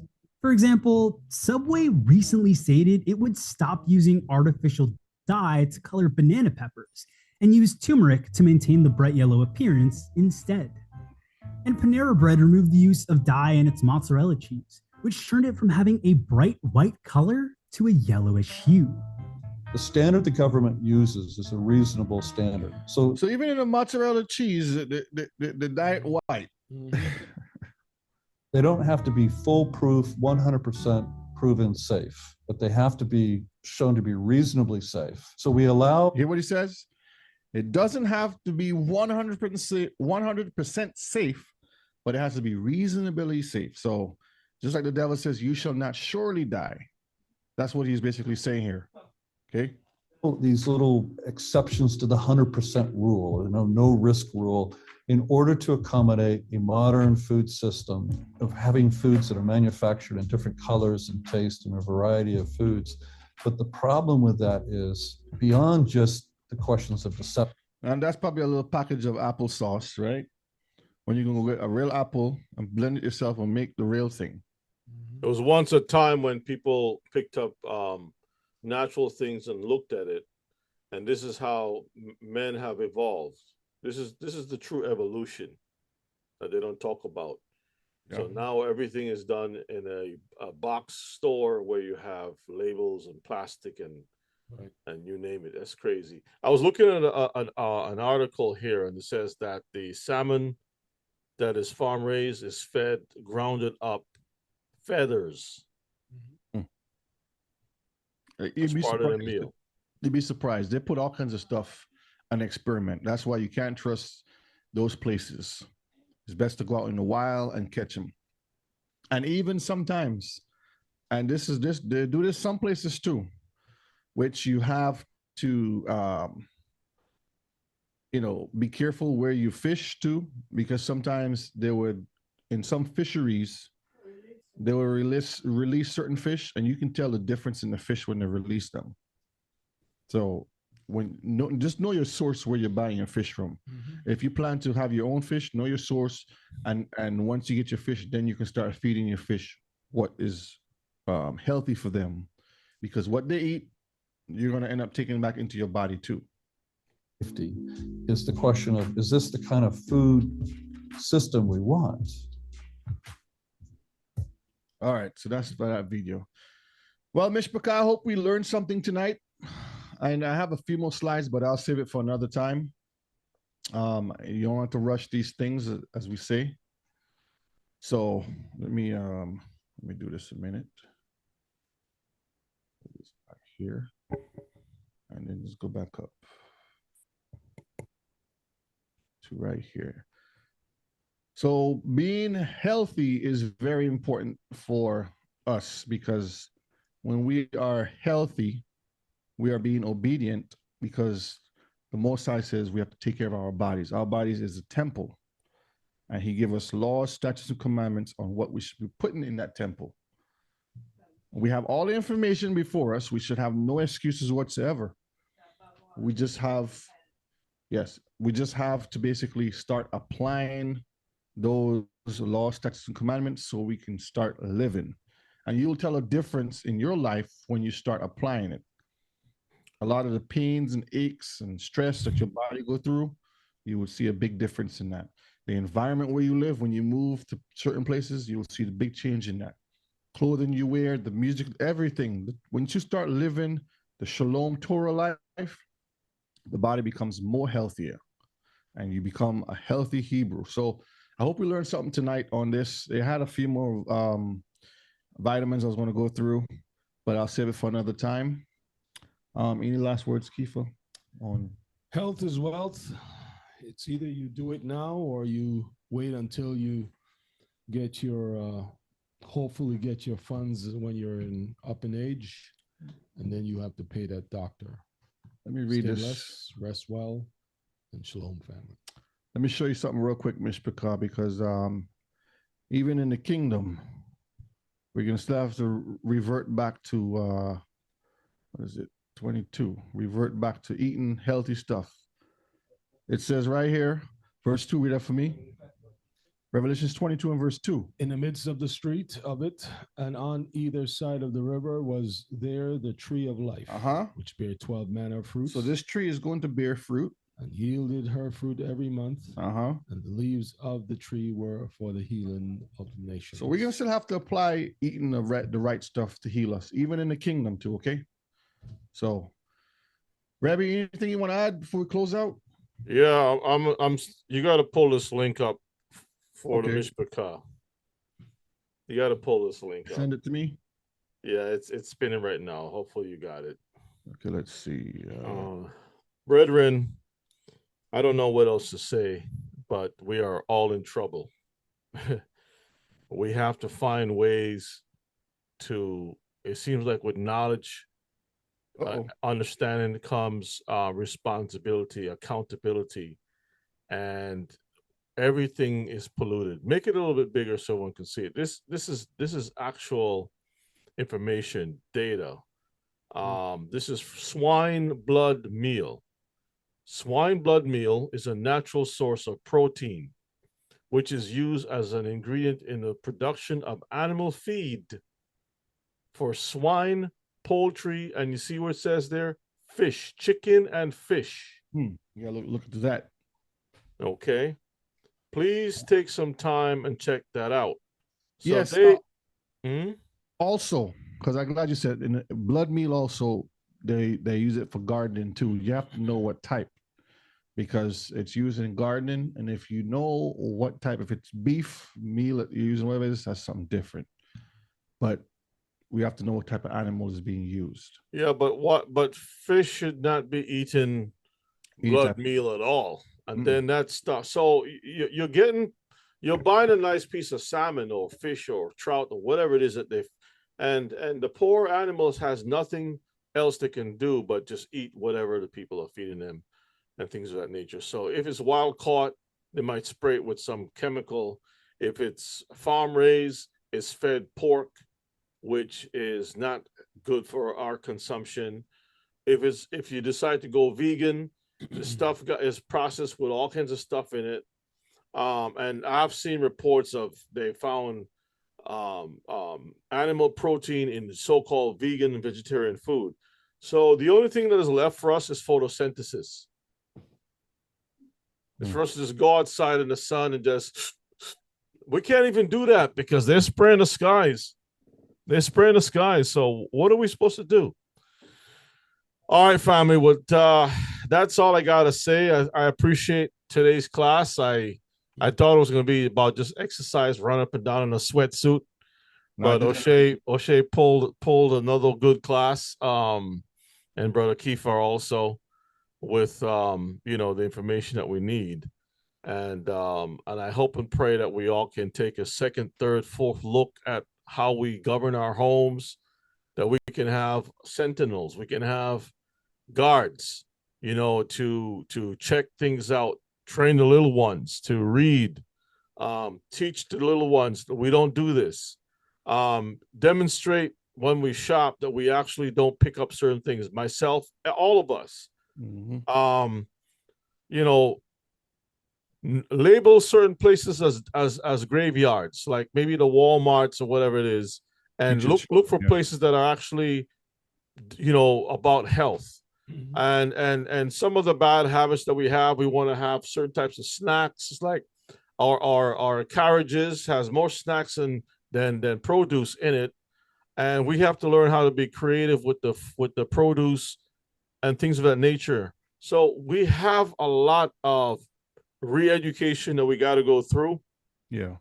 But we got to start now, because, brethren, things are not going to get better. It's actually worse. The Gentiles is all about the dollar, right? The Messiah is not their Messiah. It's our Messiah. And he would not be partaking in this type of food. We know that for a fact. We know that we ourselves should not be doing these things. So let's change. All right. Love you all. That's my last few words here for tonight. Until next time, I say shalom. Shalom, Elder. Yes, shalom. Shalom, Mariana. Let us pray, family. Let us pray. Prayer is important. Pray before we eat and pray without ceasing.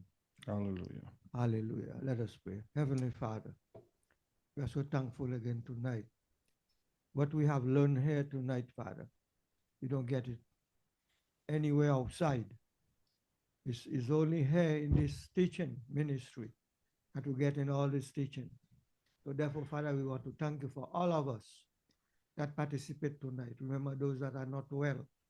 Father, I pray that thou may work a miracle in the body, that they may be healed and have a good night rest, that the body will be rest and the body will be healed, and they will give you thanks and praise. Bless Brother O'Shea, Father, with that wonderful teaching. Bless Brother Kifa for the reading, Brother Yona. Father, our teacher, bless him likewise. And help us as we are about to dismiss from one another. Dismiss us with your blessing and give all of us a good night rest, because we thank you. Through your Son, Yeshua, we pray. Amen. Amen. Let the words of our mouth and the meditation of our hearts be acceptable in your sight. Oh, yeah, our strength and redeemer. Mishpachah, if you didn't know before, now you know. Shalom.